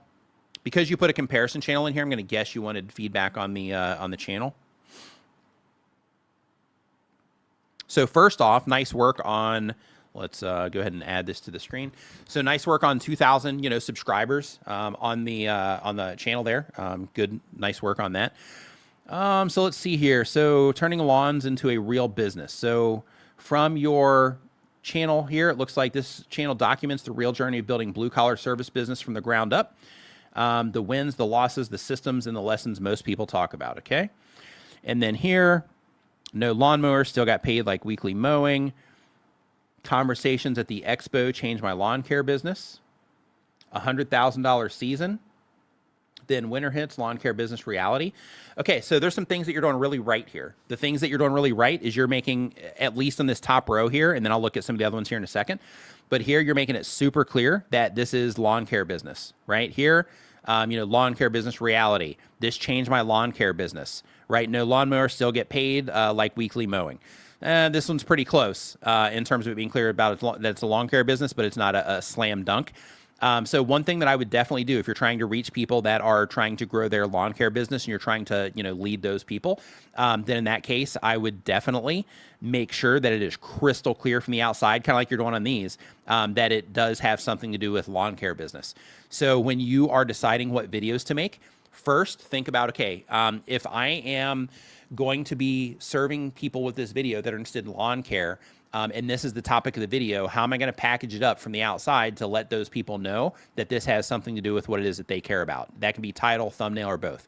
So one of the ways that you can do that is here you are putting the weight down into the title in terms of it being about a lawn care business. But another thing that you can do as a part of this is you can also try to get something about this being a lawn care business up here. You don't want to, you got to be really careful here. The reason for that is because lawn care business is already, it's a lot of characters to put into a thumbnail.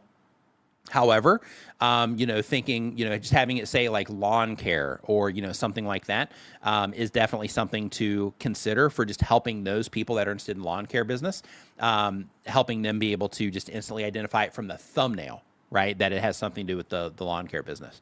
And then from there, making sure that, when you are doing your titles, when you're writing your titles, that this is also really clear that it's for the lawn care business. So here you have no lawnmower, still got paid like weekly mowing, but it's not clear from the outside, $2,000 and I never cut the grass.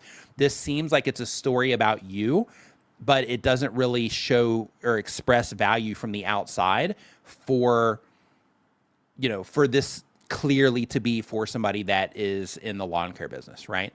So with this video right here, it could apply to anybody, in general, versus, this being something that could apply to, somebody, not apply, but that's just clear from the outside that it's for somebody that does a lawn care business. Same thing here, right?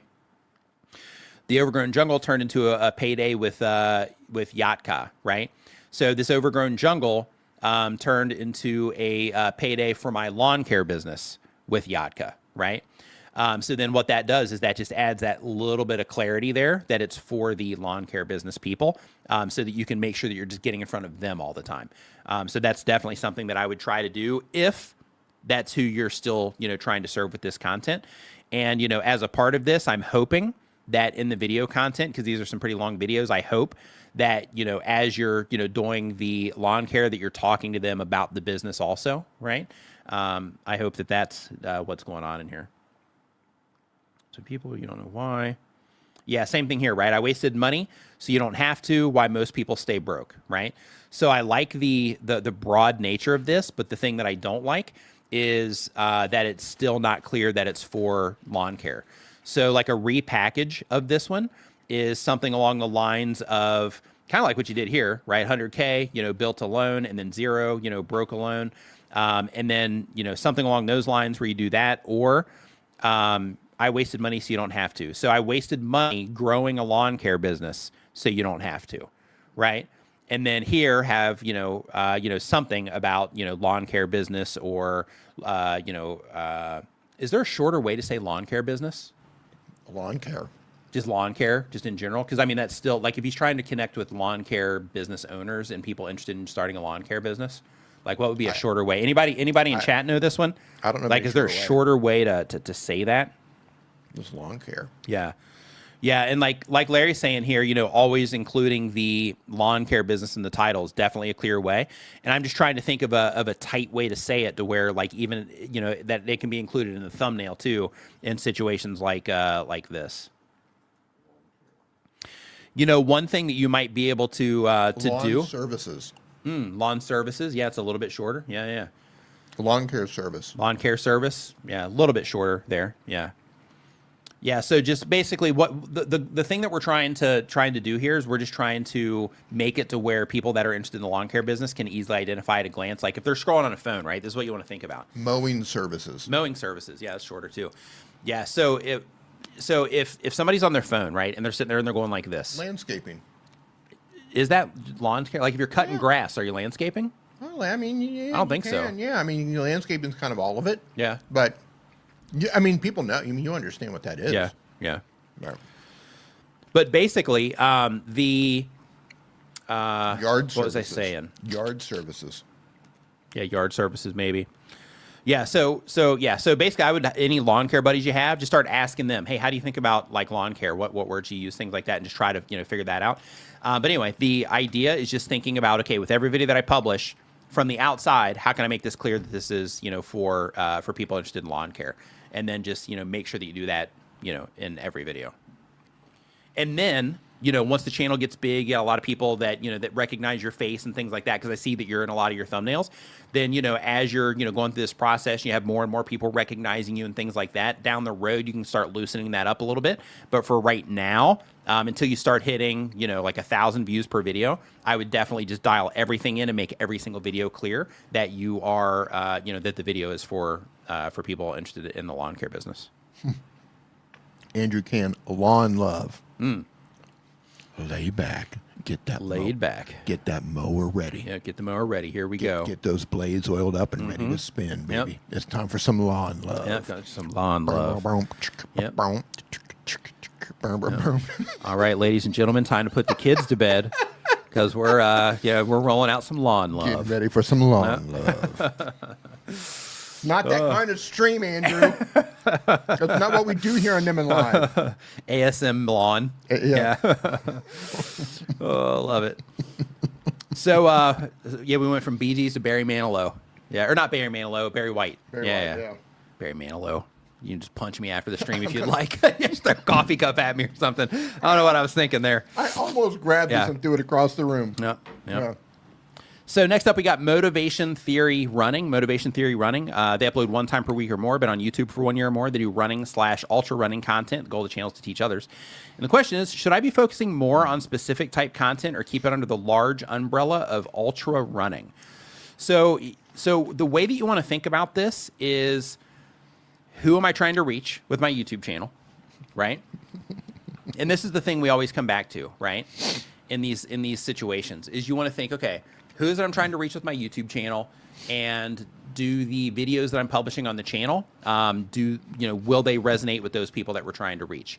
If the question is yes, then in that case, you're making the good choice. If the answer is like, this is a little bit outside of who it is that we're actually trying to reach, then in that case, it might not be the best choice for the channel. And the reason for that is because, one, they might not respond as well to it, and two, is if you grow the audience, if that video does great and you grow an audience around that, then it can kind of complicate things, for the people that you're actually trying to reach, right? So because of that, I would definitely just make sure that, with every video that you publish, that you are, that video would be appropriate for those people. Because you do have, for the ultimate marathon or the ultra running people that are into that, if you have a resource of content for those people, then I think that's, a good direction. But one thing as a, part of this is I would also think about, because here you have like live to 100, my longevity blueprint at age 50 as an ultra runner. Here, let me pull this up real quick. Do you really think that you can run an ultra marathon? My honest answer. The addiction, I don't know how to stop running. The brutal truth, why only 7 and 1 million people run at every marathon. So the first thing that I noticed really quick, hold on, your comfort zone is a prison. Here's your key. So really quick, one thing that it seems like here. Oh, hey, John. How you doing, man? Is that, like on this one, do you really think that you can run an ultra marathon? My honest answer. So here you're challenging the viewer. Here you have the brutal truth, why 7 and 1 million people ever run an ultra marathon. This is like opening up a curiosity loop, right? Or a curiosity gap, because here it's like, oh, I wonder, why that is. Yep. Especially for, the runners. Here, your comfort zone is a prison. Here's your key, right? So here you're also focusing this one, towards the viewer, and you're also, kind of attacking the viewer, letting them know that the, comfort zone is a prison. Man, you knocked that one out of the park, Yeah, you John. did. Wow, good job. So, when it comes to these types of things, then here you have ultra marathon, the hidden truth. Even with this, right? Thinking like, okay, is there a way that I can, kind of repackage this to where I can make this more about the viewer also? Because here it's just kind of open, right? Like it's okay, but it's just kind of open compared to, ultra marathon, what they're not telling you, or instead of just ultra marathon, what they're not telling you about ultra marathons, or something like that. The things they'll never tell you about an ultra, right? Whatever. Because then that same thing, it turns it towards the viewer, right? When it comes to how you're framing that video. Yeah. And then when you have here like why are treadmills better than running outside? This is another one to where, and of course you got to think about some of this stuff before you even make the video, right? Of how you're gonna frame it. But even this one here, you have why are treadmills better than running outside? This is a pretty interesting video in terms of what it might offer from the outside. But saying why. Because here you're like, why are treadmills better? So you're just saying that they're better. So you got to be, one, you got to care, about treadmills and if they're better or not. And then if they are better, you're already saying that they're better. So then you got to care about why in order to make this video relevant. But if this video was, why running outside is, hurting you, then in that case, you introduce the treadmill and talk about how it's better and things like that. Then again, you're repositioning it and making it about the viewer. A safer way to become a long distance runner. Yeah, but even just reframing. Right. Yeah, so I would just consider that, like when you are packaging everything up, just think about, okay, and this sort of idea, this is something that you want to think about, before you make the video is, okay, and the reason that you want to do that is because once they click on it, you want to make sure that you're delivering what it is that they are expecting, right? So because of that, when you are thinking of the topic of the video, ask yourself, okay, how can I frame this in a way through the title and the thumbnail that it's going to be about the viewer, right? So when they see it, they can identify that that I'm coming after them with this. I'm challenging them. I'm attacking them. I'm telling them why what it is that they're doing is wrong, or maybe even right. In some cases, whatever it is. But by making it about the viewer, then you instantly make something more interesting to those viewers that you're trying to reach. Yeah, and just Pam says here, looks like the thumbnails that say you or your really do well. Yep. Yeah, that's the thing. Yeah, you I have to noticed that think too. about. Yep. People are coming onto YouTube. Most people they're in it for them. What's in it for me? Why should I watch this video? We talked about some of those things fall apart. Like here, he's got like 7 habits that'll make you a better ultra runner. It's got like 430 views on it. So that definitely right. It's not a guarantee. Right. But that's the angle though. What does most popular videos look like? Oh, this is about a Garmin GPS on the top video there. Yeah, how to start running again after a long break. Running tips for beginners, right? That one's also clearly focused towards somebody. What I wish I knew before my first ultra marathon. You got 120. That's 10 years ago. We got 120,000 views on that one. Anything recent? The dark side of ultra marathon one, no one talks about. Yep, close. Do you help me pick the channel name 5 years? Did I really? Nice. Wow. Love it. I don't remember that. Love it, love it, love it. But I love that you're still running, man. That's awesome. Yep, keep running. Yeah. Man, like I've always had this vision in my head, and I just, because my back and stuff, I don't think that I can, do it, and I'm definitely not going to do it with that attitude. Yeah. But like you've already failed then. Yeah, I know. Yeah. Right. I'm just committed to failure. You just right. committed. We're not even going to have this conversation because you've already set the terms that you were not going to be able to do it. You're right. There we go. Next question. But basically, like I had this thing in my brain, like how cool it would be, like when you travel, and only when you travel, not like just like your normal life, but like when you travel. Right. Like let's say you go to like Japan. Right, and then you just like wake up and you jog around Kyoto in the morning. I hate those people. Really? I've always thought like, oh man, that's got to be such just a cool feeling, and what a great way to just kind of explore the city before it gets busy and like stuff like that. No, I just kind of had that vision, but like I'll never see it through. No. The early morning runners who like wake up and they take their running shoes with them and they wake up before the city wakes up in a foreign place. Yep. No, that's cool. I'll tell you who I do hate. So we live at the foot of a mountain. In the runners. Oh, goodness. There's a particular type of runner that I hate. Yeah. We live at the foot of a mountain. And it's a pretty big mountain. And the road is nice. I mean, it's huge and it's winding. It goes up forever. And you can drive up to the top. I like driving, the motorcycle up at the top. You can watch the sun come up or whatever. And I hate driving down. No, let me back up for a second. I hate driving up while the sun is still dark, and then here's runners running up the mountain. Yeah. At like 6 o'clock in the morning. And you're like, up. man, I haven't even been to bed yet. Yeah, I'm going up to watch the sunrise. I know. Yeah. And then I drive past and I go to give him a hard look, and it's like a 70-year-old dude, and I'm just like, come on. And he's giving you a hard look. Yeah, and he gives me an even harder look. He's like, And loser on a motorbike. I know. It's like 5 in the morning. Why you got your running? Right. Yeah. 70-year-old little Asian guy running up the mountain. Yeah. You He'll know? probably outlive you. And then, guaranteed he's going to outlive me. Yeah. But then as you drive up the mountain, there's like 50 of those dudes, and they're all I've seen running. them. Yeah. Then they're all running up the mountain. And if you don't hate them enough, then you're up there, and the sun comes up, and Thailand, Southeast Asia, the sun comes up, and it's like, do you remember was it Riddick? Oh yeah, where like as the sun's coming up, things just start catching on fire, Yeah, and like the sun's catching on fire. So that's pretty much sunrise here where we're at. Yeah. So the sunrise is coming up, and I'm just pouring sweat, trying to get home before it gets too hot. I'm trying to get home before I just burst into flames, and I'm driving down, and I'm covered in sweat, driving a bike. And if those dudes running up in the dark weren't bad enough, there's 100 more running up in the sun. 100 more of them running up in the sun. The late ones that wake up late. Yeah, the lazy ones that sleep in. No, yeah. they but probably they make up for it in the heat of the sun. I don't think they're lazy. I think those guys ran a couple miles before they even went up. They're running from across town. It just took them longer to get to the mountain. It took longer to get there. Yeah. Oh man, love yes. it. Hey Chris, thanks for the super chat, man. Appreciate it. Oh my goodness. Yeah. Almost as bad as the bicyclists riding up. Those guys are awful. Oh man, that's great. Yeah. Woo. Yeah. But the guys who run in Kyoto. See what you did, John? The guys who run in Kyoto at 4:30 in the morning. Yeah, do your thing, guys. Yeah. Just stay off the mountains. Stay off the mountains where I live. That's all I ask. And there's no sidewalk. That's the craziest thing. So they're just like riding with their back to the traffic. So next up, we got Pasaya, is the name of the channel. They do daily content, but on YouTube for 1 year or more. The goal of the channel is to make money, and the question is, do I need a rebrand and can I monetize? They say that they're uploading funny memes in Sri Lanka. Recently, they uploaded a funny bike short. It got 650,000 views. Since then, I'm uploading that type of video. I think it's been 8 days. I got 1,500 subs. So nice start on that. I'm not sure if you are making like original content or if you're pulling content from somewhere. Let me see what it is that you are doing real quick. So John's one of those people who says I run everywhere I go. That's awesome. Yep. Yeah. Good on you. I dare you to run up this mountain, John. I dare you. I dare you, man. We won't be able to be friends.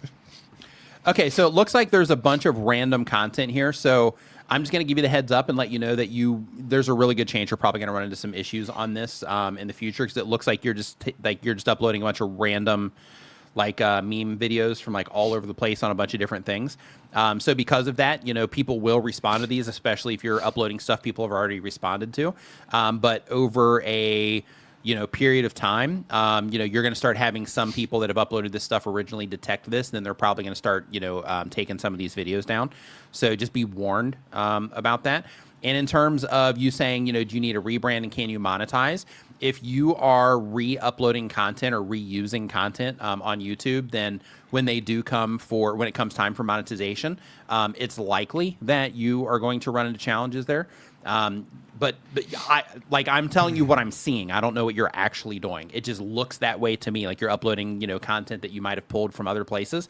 If that's the case, then you're probably going to have challenges when it comes to monetization. But if you're making all of this stuff and this is all footage that you filmed and all that stuff, then in that case, you'll be okay when it comes to monetization once you get there. Hey, did you get Chris's super chat? Yes, Thanks, I did. Chris. Mm-hmm. Okay, so next up, I really do hate those guys, by the way. Do you? Yeah, because you know what it is? They make me feel terrible. Yeah, it just reminds you, like, it's like, man, I'm so lazy. Like, why can't I just like? Why am I not running? Why can't I wake up and just run up a mountain? Yeah. Right. Like these guys are doing it. Yeah. Right. And this 70-year-old's doing it. The older they are, the madder I get. Yeah. Is that big mirror held up in front of you? Yeah. It is. They might as well remember Morris Day in the time. It's the mirror held up in front of you with the sun behind you, bouncing off the mirror, magnifying it, and like catching you on fire. Right. Yeah. It's like you're driving up and they're like running with the mirror right next to it. Yep. It's like, look. Yep. Look, you're riding a bike. Mm-hmm. I'm older than your mother running up the mountain. Right. Hey, thanks, Andrew. Yeah, thanks. Yep. Okay. Yes, we drink water. So next up on the list, yeah. So Shark Scrapper says that he has some marathons under his belt, but these days he has too much metal in him. So he's like RoboCop running down the street. Sounds Yeah. like an excuse to me. Yeah, right here he says, but now there's too much metal in me. Yeah. So yeah, he's like RoboCop running down the street. That's why I like to tell my. I'd run up too. Yep. But Yep. my bike is more convenient. right. It gets me up there way faster. Yeah, these wheels are much better. Yeah, but I'm not tired when I get up there. Or nothing. Yeah, it's great. These wheels are much easier on my knees. Yep. Yeah. Yep. Okay, so next up, we've got, hey, Sierra, what's going on? Hope you're doing great. Hey. So next up, we've got Home Rapid Repair. Home Rapid Repair uploads 1 time per week or more, been on YouTube for a year or more. He does home repair content. Goal of the channel is to make money. And says, since I understand I'm just a resource channel that's mostly Google and YouTube search, the views are all over the place. Would you test series of videos on the same topics? Absolutely. So in your case, because you're doing search-related things, mapping it out to where you are making it to where you bring them in on a search term and then lead them through a handful of videos based on specific problems that they're trying to solve, without question. So for example, like even now, like you probably have the content in your channel already to put together, playlists around different things. And like, for example, this hardwood floor thing that you're doing. So you have like easy fix for sagging. Oh, it's for sagging doors. I just saw the hardwood in the background. Let me see something real quick. Okay, don't buy LVP flooring until you see this. How to easily fix scratches on hardwood. Okay, so I'm just going to use the hardwood for the example. So one thing you can do is, like let's say you have different videos in your channel about different things with hardwood floors. So you make a video about hardwood floors. That would be the essential top of funnel for that playlist. And you would give them all kinds of value, give them what it is that they're looking for in that video. And then at the end of that one, you let them know.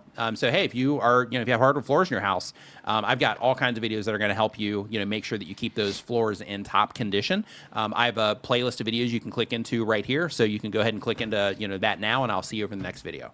And then by doing that, then you are using one of those videos as a way to bring people in, and people are already coming into the other ones anyway, but you're making it relevant to what it is that they care about, which is keeping their hardwood floors just as good as they can be.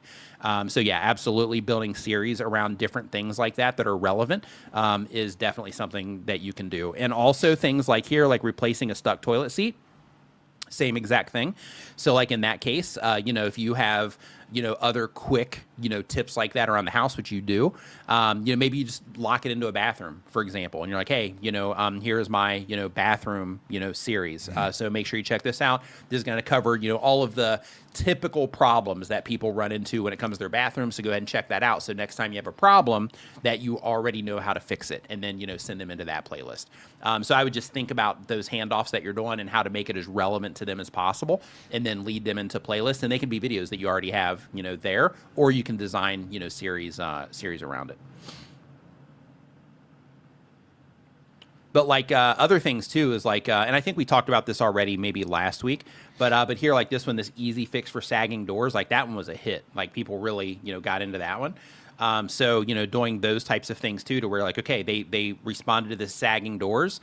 Are there any other problems that people have that are common when it comes to sagging doors? I think last week we talked about, just going for like general problems, which I think is what you do anyway.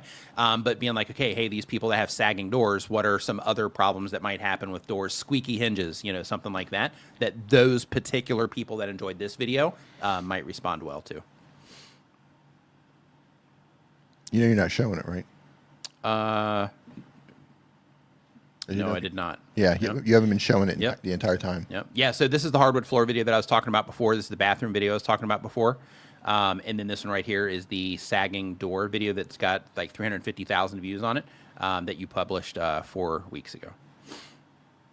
And other things too. Let me check on something here real quick. Oh yeah, we've had them up before. I remember the sagging door one, Yeah. right?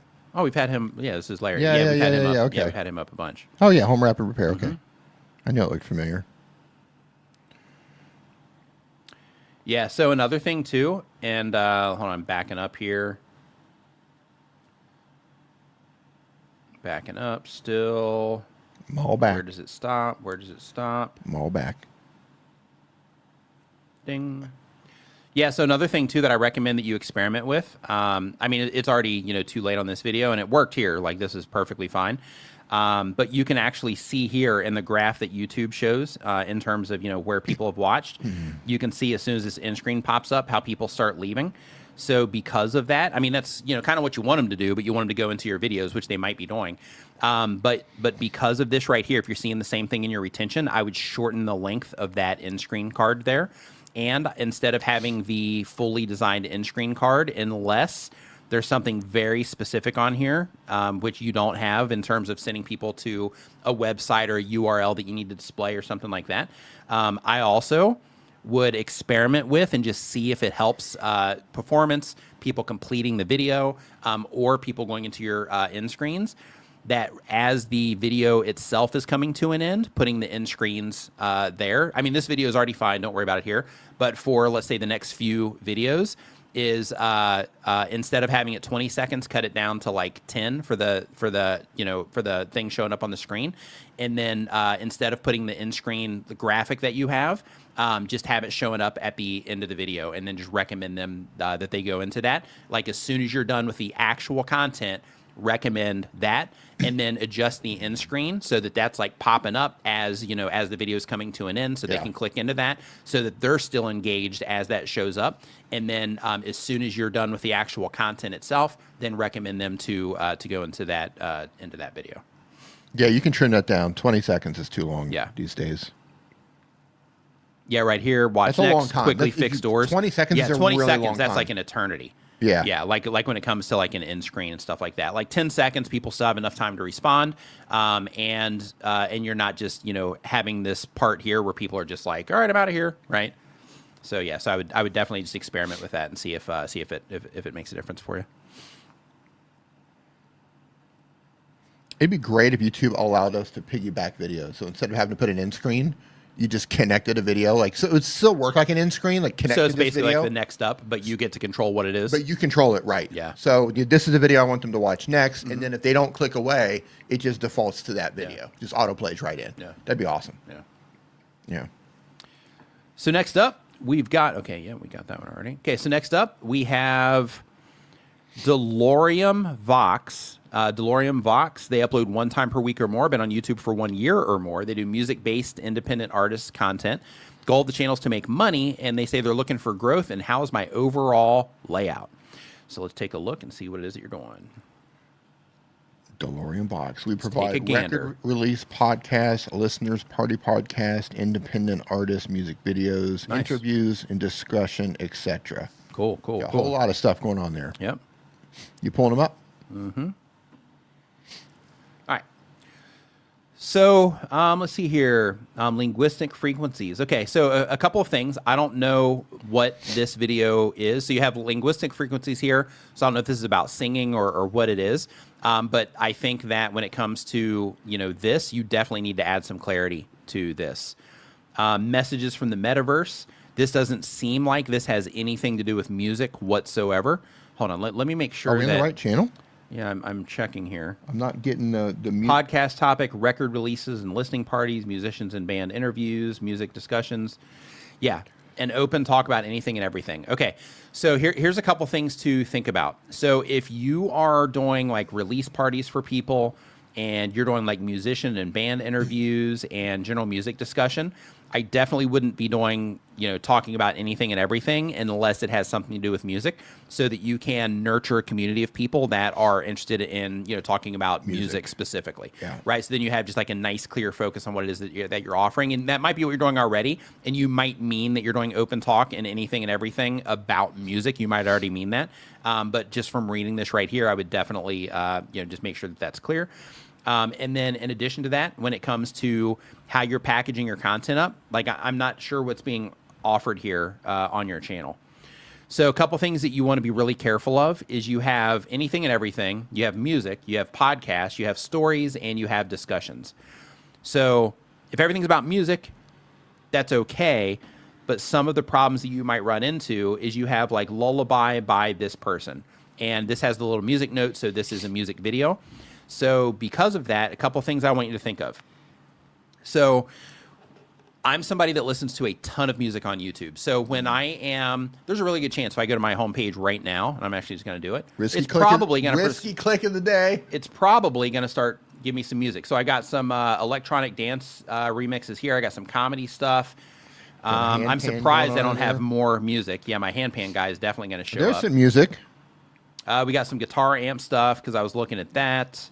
Let's scroll down here. Webcams. I'm shocked I went this many scrolls without music. Probably because it's Saturday. What is going? Oh, it's Saturday. Probably because it's Saturday evening. Yep. If this was like a Thursday evening, this would be like primarily like music content. Yep, there it is. 1 hour deep ambient mix. Right over here. And I already started listening to that one a little bit there. Magnetically hovering guitar. There you go. Yep. So we're getting there a little bit. But the idea is like if I fix door problems with these magic tricks. Hey, you see this one, Larry? Fix any door problems with these magic tricks. And I want to just take this as a teachable moment real quick. So I want everybody to pay attention to, we just pulled up Home Rapid Repairs video. We were talking about his door thing. We clicked into that door video. And then now at the very top left of my page, this is the very top of my home page, YouTube's like, oh, you're interested in door problems, huh? And then bam, here they come. And they are showing me, the door problem video. So, Larry, just real quick, this has 1.2 million views on it. Also, you already had a door video that did well. Yeah, you might want to consider this right here. You definitely want to, consider doing something, similar along these lines and see if you get a similar response. But anyway, back to the music channel. So the thing that I'm trying to express here is because I'm somebody that listens to a lot of music on YouTube. I'll listen to podcasts like clips a lot on YouTube as well. But when it comes to music, if I find a music channel and I start listening to that music channel, the only thing I want is music, right? So because of that, if that content creator is doing like a podcast and that gets recommended to me, I'm not going to click on it. If I go and I just go to their, homepage here and I come down to like their videos and I just, start clicking into, a video here, then in that case, if this is, something music related, I might be able to, enjoy it. But if I go to the homepage and I'm looking for more music and then I see a bunch of stuff that I don't understand or a bunch of things that are not about the thing that I care about, I'm out of there. I'm not going to waste the energy to, like, there's so much music on YouTube and just in the world that I'm not going to waste the energy to go and hunt down what it is that I want. Instead, I need to be able to click on any of these and sample what it is that you have to offer in terms of music, right? So because of that, it's perfectly fine if you have a channel that, where you talk about music. But one thing that I, if this was mine, what I would do is I would separate these are our actual songs from that's one channel and everything on that channel is a song. Even better if it's a similar genre of music. And this channel over here is where we talk about, music and do our launch parties and stuff like that. And the reason for that is so that you can have the channel as an actual resource of something. Because right now it's just all over the place. And the thing that I think that, would be really helpful for you is just focusing things in on, what people, that you're trying to reach care about, which in this case, we've got music here, music here, music here, music here, music here, music, a paranormal childhood. Yeah, like this right here has nothing to do with anything that is happening here with all these music videos, right? So that's what you want to think of. So the rule of thumb, and you say that you rely on your playlist. That's not a good approach when it comes to YouTube's system and how it works. So when it comes to relying on playlists, if you're sending people into playlists, that's smart and you're doing the right thing. But when it comes to algorithmically, so for example, I just showed you that I was watching that video, or I just clicked on, I didn't even watch it. I just clicked on the video and I went to the end screen. And then YouTube's like, hey, you're watching a door video? Here's another door video, right? And if I watch that video, from the beginning to the end of it, then what would happen is I could hit my homepage. I'm just going to refresh. It might happen anyway. And there's a likelihood, especially if I actually, watched his videos, or if I watched, that door video in its entirety, that I would see it's shown me this carpenter guy. But there's also a likelihood if I watched that other door video from Larry from Home Rapid Repair, if I watch that video, there's a really high chance that YouTube would also show me more of his content on my homepage as well. So the whole idea is you want to make it not to where people are coming in from like all these random videos and then you're sending them places. You want it to be to where somebody comes in from one video and they're like, wow, this is amazing. Yeah. And then they really enjoy it. And then YouTube recommends them something else from your channel because YouTube detects that they enjoy it. And then they're like, oh, they click on that because it's also relevant to them. And they're like, wow, this is amazing too. Oh, this is from the same channel. Oh, this is great. I'm going to subscribe. Yeah. And then, YouTube detects all of that and YouTube's like, hey, here's a whole bunch more. And they start showing your archive and like, everything else to those people that are getting into it. So because of that, I would definitely just dial things in on what it is that you are offering. And I would definitely separate the songs from the other stuff that you are doing. And I would just get super clear on this is the type of channel that this is. And this is specifically what we're offering. And this is the type of viewer that we're offering it to, which might be people that are interested in music and you're going to have the conversations around music. That would be the approach I would take. Now, you can keep doing what it is that you're doing. People might respond to it and all of that stuff. It's perfectly fine. Sometimes, channels, do get away with that type of thing. It's rare, but, it does happen. So I recommend that if you want to make things easier for yourself, that you do try to, just figure out who it is that you're trying to serve with the channel and then make sure that everything on that channel is a perfect fit for those people.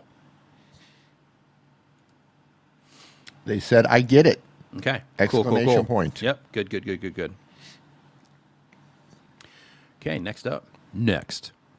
We've got Two Cats Writing. Two Cats Writing does, they upload every other day. They've been on YouTube for less than 6 months. They do writing, podcasts, and shorts. Goal of the channel is to be a full-time creator. And the question is, how do we build this channel faster? We're at 49 subscribers and 36 valid watch hours, 60 watch time hours, 2.1 thousand views in the last 30 days. So let's take a look at what it is that you're doing. They've got their numbers dialed in. Mm-hmm.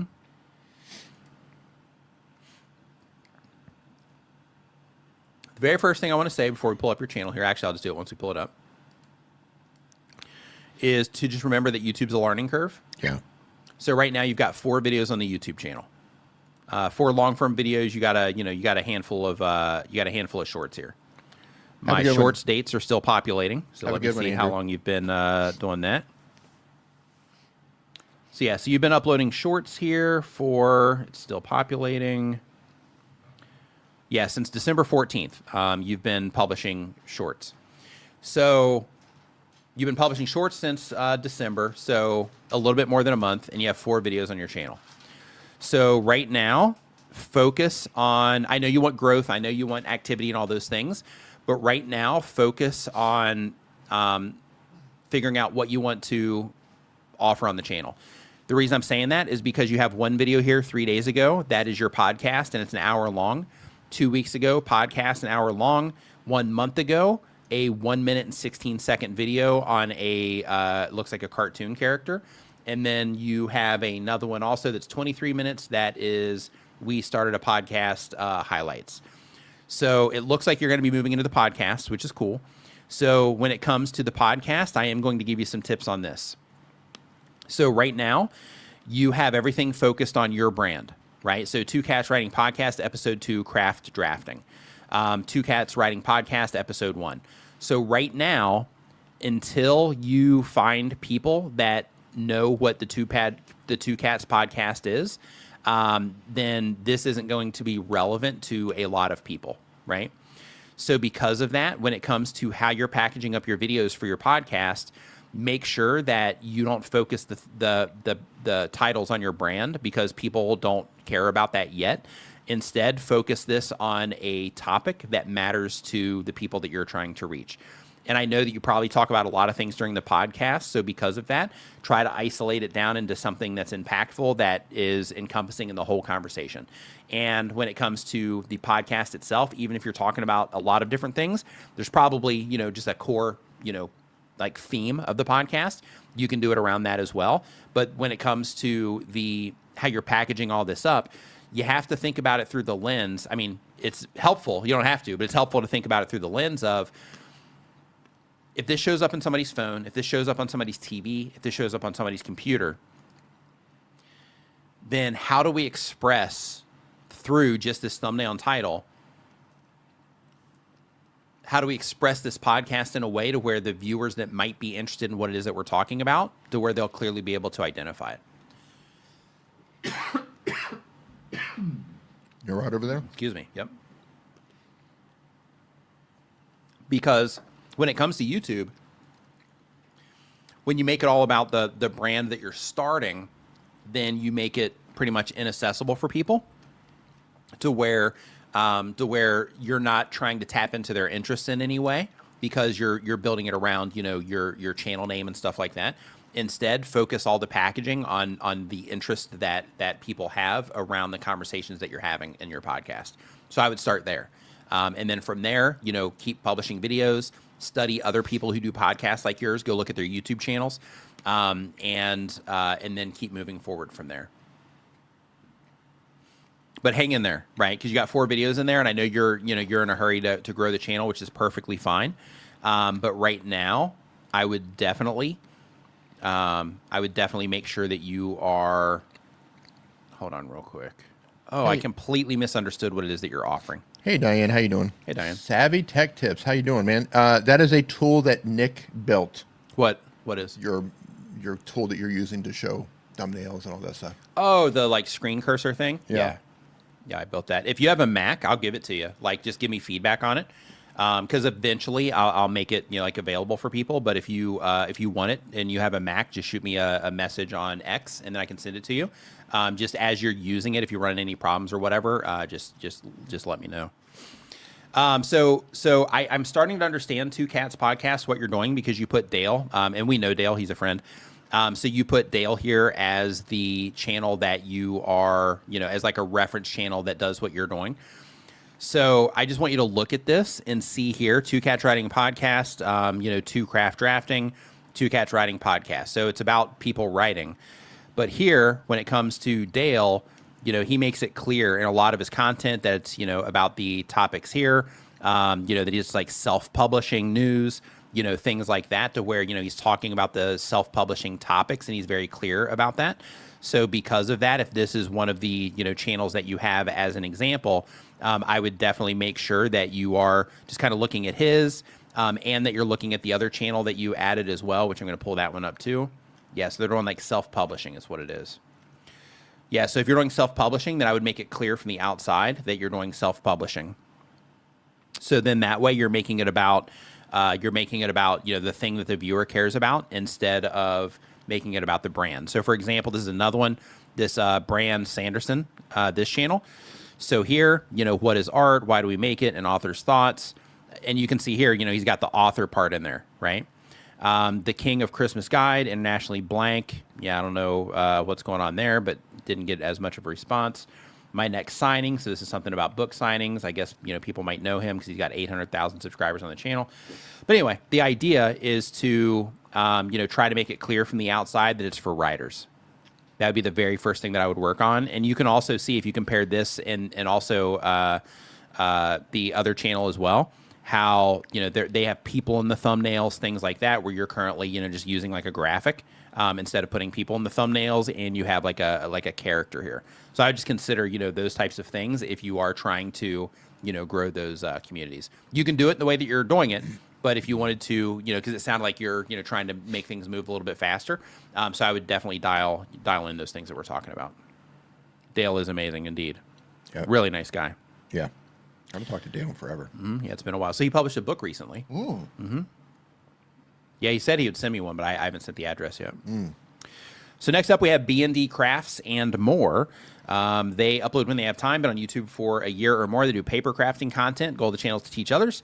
And the question is, I want to eventually monetize my channel. My watch hours are pretty low, and I want to change that. What would be the best way to approach that? I do paper craft tutorials. So if you are trying to increase your watch hours, is what you are trying to do, so you can eventually monetize. Let's see what you're doing. Let's take a gander. Take a peek. Okay. Okay, head in the right direction. You got 1.8 thousand subscribers on the channel. You pulling them up? Yeah, right here in just a second. Okay, so step number 1 is simplify your thumbnails. Right now, you have like all kinds of stuff going on here. I would simplify your thumbnails, and also, just as a heads up, when you have things like this, like monthly card making YouTube Hop, new beginning, Sunday, January 11th, 3 p.m. Eastern, hosted by, and then you have your channel name on here. As soon as this is over, this is no longer relevant to people. You know, we'll say January 13th, right? Give people a day. January 13th, this is already old news. So because of that, I would not put dates all over this stuff. Instead, I would make it, you know, try to make each video that you do evergreen. Even if you do YouTube monthly card making hop, I'm not sure what that is, but like I would take the January 11th away. I would take the new beginnings. I guess you can leave. It doesn't really add much information there, but you know, removing the dates and all that stuff from this is definitely something that I would consider and try to make it, you know, more evergreen. Even if it's something you do monthly, this month's, and then, you know, fill in the blank. If you want to lock in the date you can. Like some people will do like a monthly news. And then with that, they're like, hey, you know, the news for October or the news for November or whenever it is. And then, you know, people can go in there, get that news. They know it's up to date, but then that video will, you know, die relatively fast because of, you know, because it's dated. So keep that in mind. In terms of the watch hours, you know, some of your videos are definitely longer. But publishing on a, you know, somewhat regular basis is definitely something that I would recommend that you do also. So you had, you know, 3 videos last month. You had 2 videos prior, and it looks like 2 videos. So it looks like you're not publishing that much. So if you are trying to get monetized and all those things, I would definitely, you know, and this is hard. This is a really hard part about starting a YouTube channel. And even when you have one and it's all you do, it still can be challenging. So, you know, trying to fit the process of coming up with ideas, you know, making the videos, getting them out there. You know, that's a, you know, it's a challenge to do that consistently anyway. But, you know, especially when you're getting started, but, you know, it is a challenge. So because of that, I would start working on like trying to figure out how you can, you know, start getting content out a little bit more consistently too. Because if you're going for watch time, right? Like here, you know, you have shorts, but these aren't going to be great for watch time. And based on the current views that you're getting on these, hitting the, you know, the mark for being able to get monetized through shorts looks like it's going to be challenging to do. So because of that, I would lean heavily. These are fine for getting subscribers and stuff, but right now, if you're trying to get the watch time, I would put, you know, a lot of effort into, you know, publishing content on a consistent basis. And when you are publishing the content, instead of being, you know, doing things like this, since you are doing like paper craft stuff, is I would do a lot of content where you're teaching people how to do stuff. And then by teaching people how to do stuff, you get to express that instant value. You can hop right up here and you can do like how to paper craft. Here we've got how to paper craft ideas, how to paper craft cars, how to paper craft EC, how to paper craft gun, how to paper craft aeroplane, boat, airplane, flower, butterfly. And then you can sit up here and you can just go through all kinds of different stuff with, I don't know, how to paper craft with tissue, without glue, and so on. But you can just hop up here and do tons of research on this. Paper craft tips, paper craft tips and tricks, paper craft tips, paper craft ideas, wall hanging, paper craft ideas, boys, flowers, cute ideas, easy at home. Anyway, you get the idea. So I would go through here in the YouTube search bar, start looking for all these different problems that people are having and just things that they're interested in too, because this proves that they're interested in these topics. And then just start making a bunch of videos around these. And then that way you're making content that people are actively looking for. People are proven to be actively or interested in. That's why it's showing up in the search field there. And then you just make videos on those things to help people learn how to do that. And through that, they're going to appreciate the video by watching it for, you know, a longer period of time because you're showing them how to do the thing and they need to watch it to learn how to do the thing. And that should help you accumulate the watch time that you need. Good answer. Thanks. Next up, we've got Savvy Tech Tips. Savvy Tech Tips uploads 1 time per week or more, but on YouTube for a year or more. They do technology content. The goal is to be a full-time creator. And the question is, what is the best way to enable memberships on your channel? What ideas to provide to my audience? So when it comes to what it is that you are offering in memberships, it really comes down to what you want to offer because different things require different time. Different things might require different like setup and, you know, all of that. So, you know, let's see what it is that you're doing currently. So talking about all kinds of different like tech related things here. Let's see if you're doing any live streams. Okay, I haven't done a live stream in a while. So since you don't offer live streams publicly, you know, doing a live stream, you know, for your viewers could be one thing that you could offer. Any ideas here, D, at a glance? For live streams? Yep. Let me zoom in. If they're doing tech stuff. Looks like you're doing a lot of Windows 11 problem solving there. I mean, for members, you could just do behind the scenes stuff. Behind the scenes Q&A. You could, I don't know if you're buying individual videos, like additional content. Yeah, just that's additional content, just short form content, things that you're just, something you might not put normally on your channel. You just kind of give them, because I mean, if they're supporting you, they're into you as a creator and they like what you're doing. Right. So I would try to look more at personal solutions. Members only live streams, Q&A, behind the scenes. Hey, you stuff. got a problem with Windows you're trying to fix? Let me know. I'll make a quick video about it. That kind of stuff. Yeah. Yeah. Just, walk them around your setup, all your gear, grab your phone, even if it's like a vertical phone, just show them things that they normally don't get by watching YouTube videos. Yep. Yeah, so that live streams, that kind of thing is definitely something you could offer here. Yeah. Next up. We've got Ninja Monkey Guy. Ninja Monkey Guy uploads 1 time per week or more, been on YouTube for a year or more. They do Japan travel tips. That's great. We were just talking about Japan.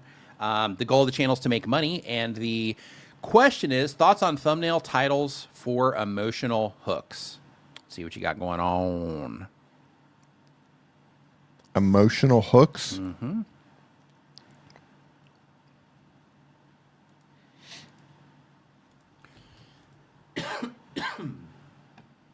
I'm also more Slim Shady than Ice Ice Baby. Just putting that out there. I love it. Are you pulling them up? Yeah, just give me 1 second here. Right. Drinking a coffee. You think it's cold in here? Does it feel cold in here to you? It's dry. It's dry. Yeah, isn't it? my throat. That's why I've coughed a couple of times. Yeah. Yeah, it is. I think it's cold and it's a bit dry. Like fuzz coming off the microphone. Okay. Yep. So really quick, I've been monetized since August. My niche is DJ business education. I make content from DJ logs and DJ business tips. I want to start a podcast. Should I start a new channel for this? So when it comes to starting a new channel for your content, doing a different format doesn't necessarily mean you have to start a different channel if it's for the same audience. You can experiment with putting it on the same channel as long as you're still trying to, reach the same people with the, as long as the avatar is the same. Then in that case, putting it on the same channel is fine. As an experiment and seeing how people respond to it. But if you find like, okay, people don't seem to be responding to this here, then in that case, that's where you would, take them down from there and then upload them to a different channel. So Ninja Monkey, let's get back into Ninja Monkey here. I'm more Beastie Boys than Rage Against the Machine. Yeah, I'm opposite. Yeah, more Beastie Boys all day.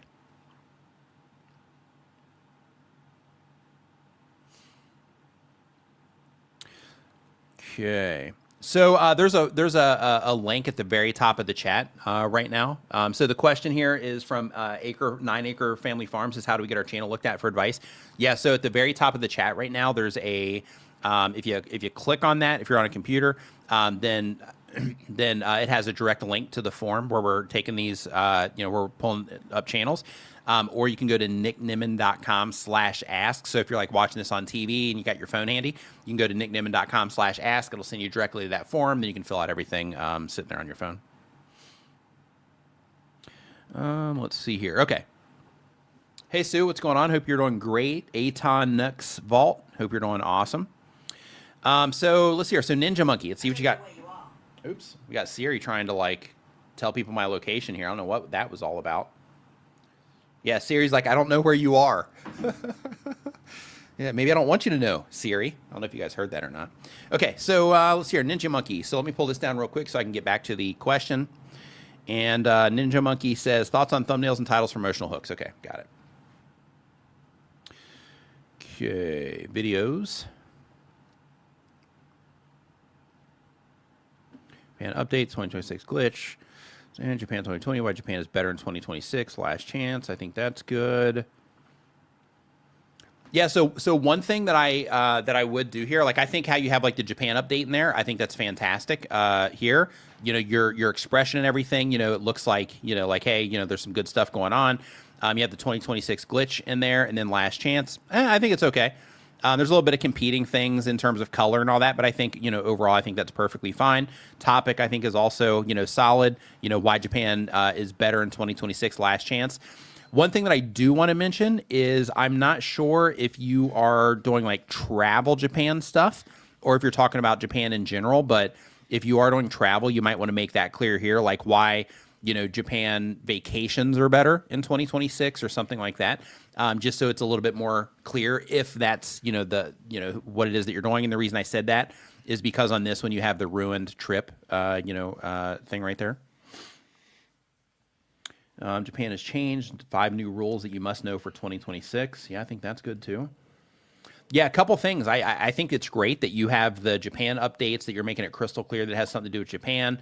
I'm not a huge fan of you putting the like the yen $ there and the arrow that's covering the imagery of, it looks like that's Mount Fuji back there. I'm not a fan of that, but in terms of up here, Japan Update 2026, it's really clear, in terms of what you're offering here. And I think that probably, carries a lot of weight there. Wow, we have more changes in 2026 about Japan. I guess so. Man, I got to catch up. Got to catch up. Yep. Here's the channel for you, Ninja Monkey Guy. Yep. I know. I'm going to subscribe. Yep. And then here you have 9 real changes, and then you have the thing over here with the the bullet train. You have that covered as well with the text. So I would this is all fine, and people are responding to this. But I think that you could leverage the Japanese imagery just a little bit more. But I think you're carrying a lot of weight up here at the Japan Update 2026 up there in terms of capturing people's attention. Yeah, that would definitely capture my attention there.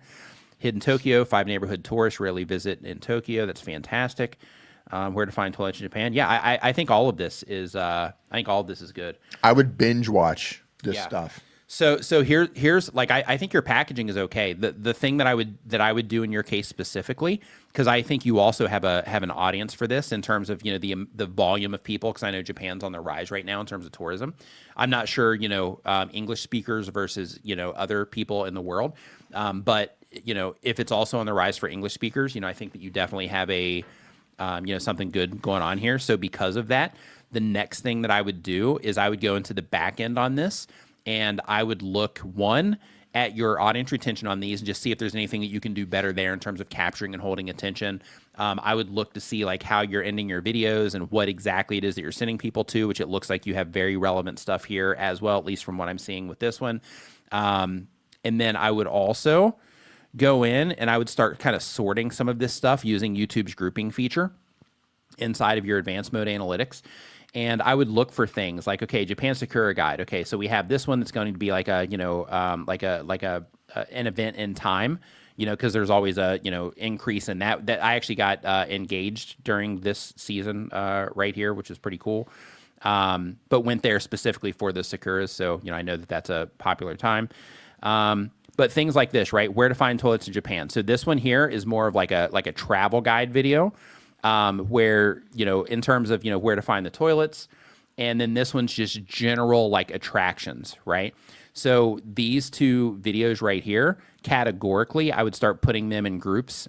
So I could say, okay, this one here is, about attractions and stuff like that. This one is just a direct help video on how to solve the problem of just quickly being able to find a bathroom. So let me start grouping together attraction videos versus hidden neighborhood videos, right? If you have any types of themes around this. And I would just start finding videos on the channel that make sense together in terms of the type of, offering that you have. And then start grouping them in advanced mode and analytics and start figuring out, what it is that people always seem to respond to. And then start, breaking it down in order. So it's okay, when we do these, update videos, people respond to them, all the time. So because of that, that's going to, continue to be a core content bucket. And then, it looks like this one, at least right now, it's only been on a month though, but this one right here, seems to be it's an underperformer. So because of that, do these types of videos always underperform? If they do, then is there anything else that we might be able to, kind of slide into that spot that maybe performs better that we start doing more? That's the thing that I would do here, is start looking at the actual content itself and start trying to understand what people, consistently respond to best, and just make sure that you're doing that, a lot more of that. Yeah, even little things, right? Okay, so you have Japan is changing 8 things to know before you go. So this is before you get here, right? This is like, hey, we haven't even went there yet, versus, how expensive to visit. Okay, this is also before you go there. So that would be another group that I would have is like, okay, these are the videos that are for people that are coming here. And then these are the videos for the people that might, that might be there, that might have already booked the trip. So like, these are people that are, gathering information for the trip. And then these are people up here that are already committed. So therefore they're looking for, deeper learning when it comes to learning different things about navigating Japan. And I would also start breaking those into different groups so that you can start figuring out, which one of those people respond to better to. Japanese. That'll help you just dial in, the avatar bit. Japanese toilets. There's nothing. Best toilets ever. There's nothing. You have not lived. Right? You have not lived until you've experienced a heated Japanese toilet with full cleaning capability. Yep. As good as it and gets. ambient nature sound effects. Yes. Yes. Yes. Yeah, it's amazing. Yes. Just absolutely like That should be like a global standard. Yes. Right? So it's like, okay. It should be like a passage. Like, okay, you're ready to be a man. You're ready to be a woman now. Right. You're gonna go from a boy or a girl to a man or a woman. That should also be how they identify. Take a look at this commode. That should also be how they identify like top tier countries. So it shouldn't be based on like GDP and stuff. It should be like, okay, how good are the toilets? Right? That should be a thing. Because it's something that everybody has to use. I Right? judge countries by a few metrics. One of them is how they treat their animals. Another's how they treat the Dutch. Two, how they treat the Dutch.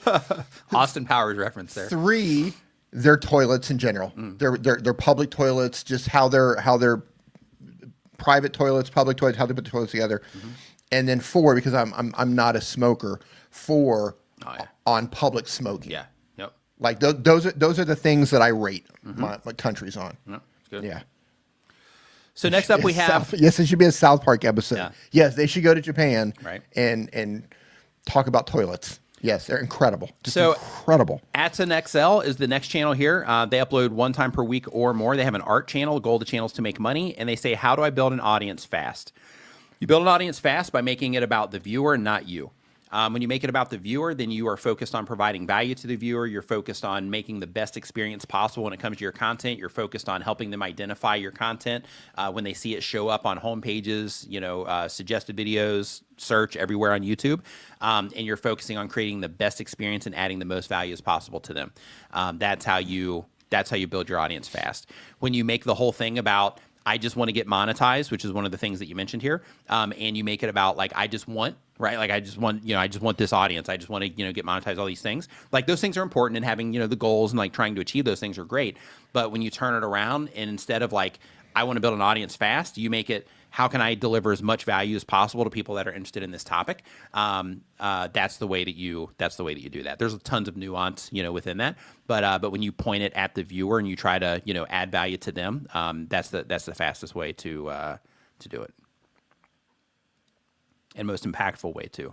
The most impactful Next up, way. we've got Chat on the Road. Chat on the Road uploads one time per week or more. They do exploring and travel vlogs. They say for an exploring channel, is it better to list the actual name of the building, structure, location, etc. in the title name, or just a generic title about abandoned structure that will draw curiosity?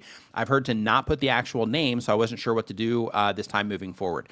If something is extremely famous, then using the name can be advantageous. But if it's something that is, to where like you really have to be in the know to know where it's at, and the whole channel is about, exploring like interesting places, then in that case, I would try to be general and make it more about the, the general stuff for the structure instead of, the actual, locations themselves.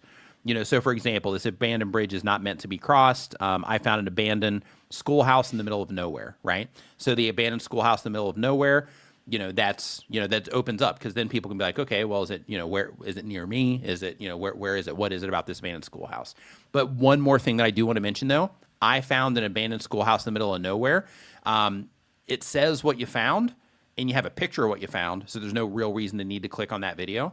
So because of that, I would definitely try to think about your titles and think about, okay, if I'm going to be presenting this as an abandoned schoolhouse that's out in the middle of nowhere, that's okay, and it's part of the way there, but what about this would make somebody want to click?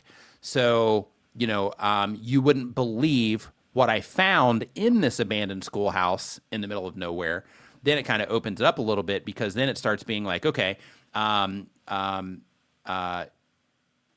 let's see, what it is that they found. Or, I found this abandoned schoolhouse in the middle of nowhere, and this one room is more interesting than I thought. Or, just the whole idea is you just want to try to make it something where people feel like, oh, like I wonder what is happening here. What's going on? Right. Like I need to click on this so that I can figure out, so that I can learn more about, this thing that they're presenting here.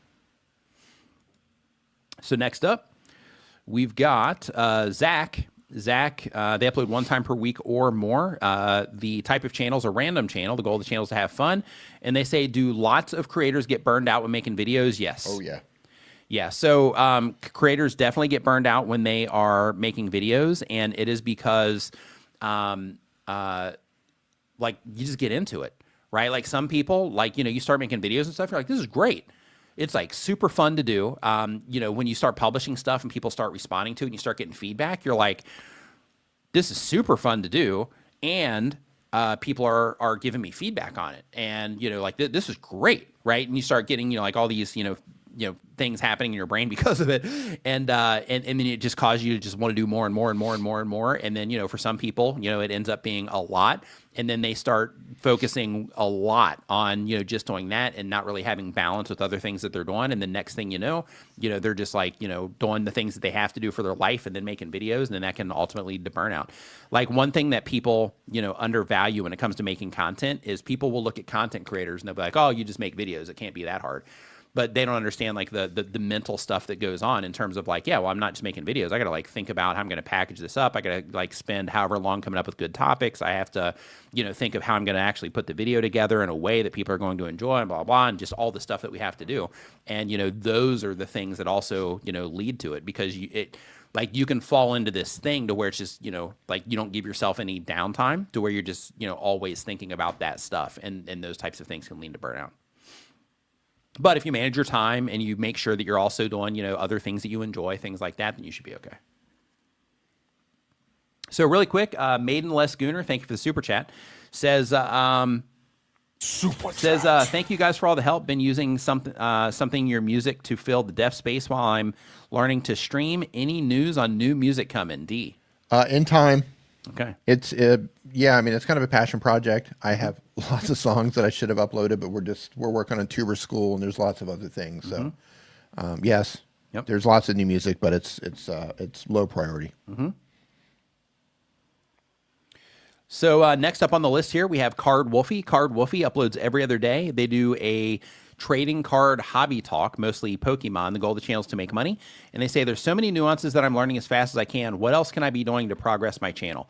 Yeah. So what do they say? The devil's in the details. Is that the phrase for that? Yeah. Like when it comes to all this stuff, like She says, woohoo, Tuber School. When it comes to all this stuff, like the details, I think that's the fun part, is like learning those things, right? It's just like looking at the details and like trying to figure out like, okay, when people do this, people respond to it, and people do this, they don't, and just trying to figure out, those types of things. I think it's great. Hey, I think you missed a super chat, by the way. Oh, did I? Yeah, I think so. I saw Horde of the Ring says, did you see my super chat? Oh, sorry. I see it right now. Says, enjoy coffee on me, and thanks for the positive criticism on my thumbnails last week on the stream. Working on revamping my approach, and I appreciate the advice. Genuine thanks to you both. Thank you for that. Appreciate it. Thank you. Let's see here. So they just finished 1 month of uploading almost every day, really enjoying it. They want to grow to help their credibility as an eBay seller and a vendor at card shows. They need general advice. And they say, there's so many nuances. I'm learning as fast as I can. What else can I do to progress my channel? So let's open up the channel here, Card Wolfy. I already opened it up. Okay. So if you are trying to position yourself as somebody in the eBay space and you're doing Pokemon, right now you're focusing on you and a bunch of text in your thumbnails, right? So let's kind of break this down here real quick. So in your thumbnail, right, you're focusing on you and you're focusing on the text, right? At a big size, all of this is fantastic, okay? Like when you're making this on your computer and all of that. But this right here, your Pokemon card, this is going to be the thing that at a glance is going to help people identify that this has something to do with something that they care about. So if we scale this down right now and we take this down to suggested video size, I'll make it a little bit bigger for just to compensate for the live stream here coming through the stream. But basically, when we scale this down, that card becomes almost non-existent as a focus point in this thumbnail. So because of that, the very first thing that that I would do is, if you are trying to build the channel up as a Pokemon / eBay channel, then in that case, I would definitely put a lot more emphasis on the actual Pokemon card itself, so that it makes it clear for people when they are, when they're looking at your thumbnail. So that's how you grab their attention, right? Here, how to safely ship, graded cards. This worked for 300 cards. Even with this one, get clear, right? Clarity. So here, how to safely ship graded cards. This worked for 300 cards. So if these are Pokemon cards, how to safely ship graded Pokemon cards, right? So then what you're doing there is you're helping people identify that it has something to do with Pokemon here for the people that care about that. And then if it is something, eBay related there, then you might even want to say, for eBay. But I think, just keeping it a little bit more general for how to safely ship the Pokemon cards, might be advantageous there. 50 CGC grades later. I didn't expect this. Yeah, so again, you're focusing on like yourself and text here, when the thing that you really want to focus on is the thing that's going to help people identify that this has something to do with things that they care about, which would also be, in this case, the cards, right? So what I would do is I would repackage all of the videos in a way that helps the viewers identify that this has something to do with something that they care about, which would be the Pokemon. And one of the things that you mentioned also is that as a part of this, that you are trying to grow your credibility as an eBay seller and a vendor at card shows. So because of that, if the goal is eBay here, then in that case, if you're doing it so that people know that you're selling Pokemon cards, but you happen to sell them on eBay, then keep focusing on Pokemon. If you're doing it as a way to position yourself as an eBay seller and talk about, things for eBay sellers, that kind of stuff, then in that case, put the eBay logo in there in your thumbnails. So the play there is, if you're targeting other sellers, put the eBay logo. If you're targeting people that care about Pokemon, but you are letting them know that you have all this stuff available on eBay, then in that case, focus on the thing that those people care about, which is the Pokemon card. You can still add yourself. You can still add text if you want to. But the whole thing is, you just want to focus it on the thing that the viewers care about in the thumbnail, so you can capture their attention. They're sitting there scrolling. Hey, here's this guy's face, some text, whatever. Don't care. Oh, Pokemon card. Oh, yeah. I love Pokemon. So what's this all about? And then they'll read the title, and then they'll decide if they, if that's for them or not. It's so funny when you turn the air off and everything. It gets so quiet in here. Like it's almost uncomfortable. It is. Yeah. Yeah, it is. There's no fan running. Yep. There's no air con running. Yep. Just like super quiet. Mm-hmm. Yeah. All right, so a couple things. First, I want to let you know that we have a bunch of stuff down in the video description for you, including a browser extension that I made for content creators that turns your boring new tab into a full-blown command center for YouTube. For those of you that are using Creator Dashboard already, I have an update coming where I fixed some light mode issues that it was having. In addition to that, there's a screenshotter where you can screenshot a frame on YouTube as well. So just slowly adding features to that as we go. But have a bunch of stuff for you down in the video description. We have that. We have the early sign up, or not the early sign up, but the wait list for Tuber School, because that's opening up again soon as well. So if that's something you're interested in, make sure that you check that out. Also, make sure that you do check out the sponsor of the stream today, which is Opus Clip, which will help you repurpose your content to other platforms and help you just get more out of the content that you're making. In addition to that, I do want to just remind you, if you're a content creator and you've hit a wall, or you can't get the results that you're after yet, I just want to encourage you to hang in there. And the reason for that is because YouTube is a learning curve, just like anything else. And I say this at the end of every stream. Like if you've been here a while, you've heard this. If this is your first time, then it's important that you know that just like when you start a new job, you start a new hobby, you start a new sport, anything like that, you have this learning curve that you have to go through before you get really good at it. And YouTube is in a similar way. Sometimes you'll get into something and you're just a natural, right? Like, hey, I'm really good at, this, basketball, and I'm really good at, getting things around, and I was able to pick it up real quick. The same thing happens on YouTube, but just like everything else, most people they have this, process that they have to go through in order to get, a handle on all these things. So because of that, just hang in there. You got this. Focus on learning the skills involved. You can get the information, all that's great, but make sure that you're focusing really hard on like, okay, how do I make thumbnails that people can focus on or that will grab people's attention that I'm trying to reach? How do I make it clear what my channel is about and who it's for? When it comes to writing titles, how can I make these titles, informational is one step, but how can I make them informational or instead of just informational, how can I make them compelling? In addition to that, when you come into the video, how can I make these videos better for the people that, that I'm trying to serve with this content? And you just keep working on those skills. And then the more you work on them, the more effort that you put towards that, the more you're going to be able to see things about all of those different things that will help you be able to navigate through them. So just keep working on that side of things and hang in there. You got this. We'll be here next Saturday at 9 a.m. Eastern. There's a couple of channels we didn't get to. So because of that, just try to get back here next week and, get it in there next week, and hopefully we can get you there. Thank you, Chatty Cathy. Yep. And everybody have a fantastic rest of your weekend. And we'll see you next time, D. Great stream. Great stream. Yep. Have a great stream. And we'll see you next time.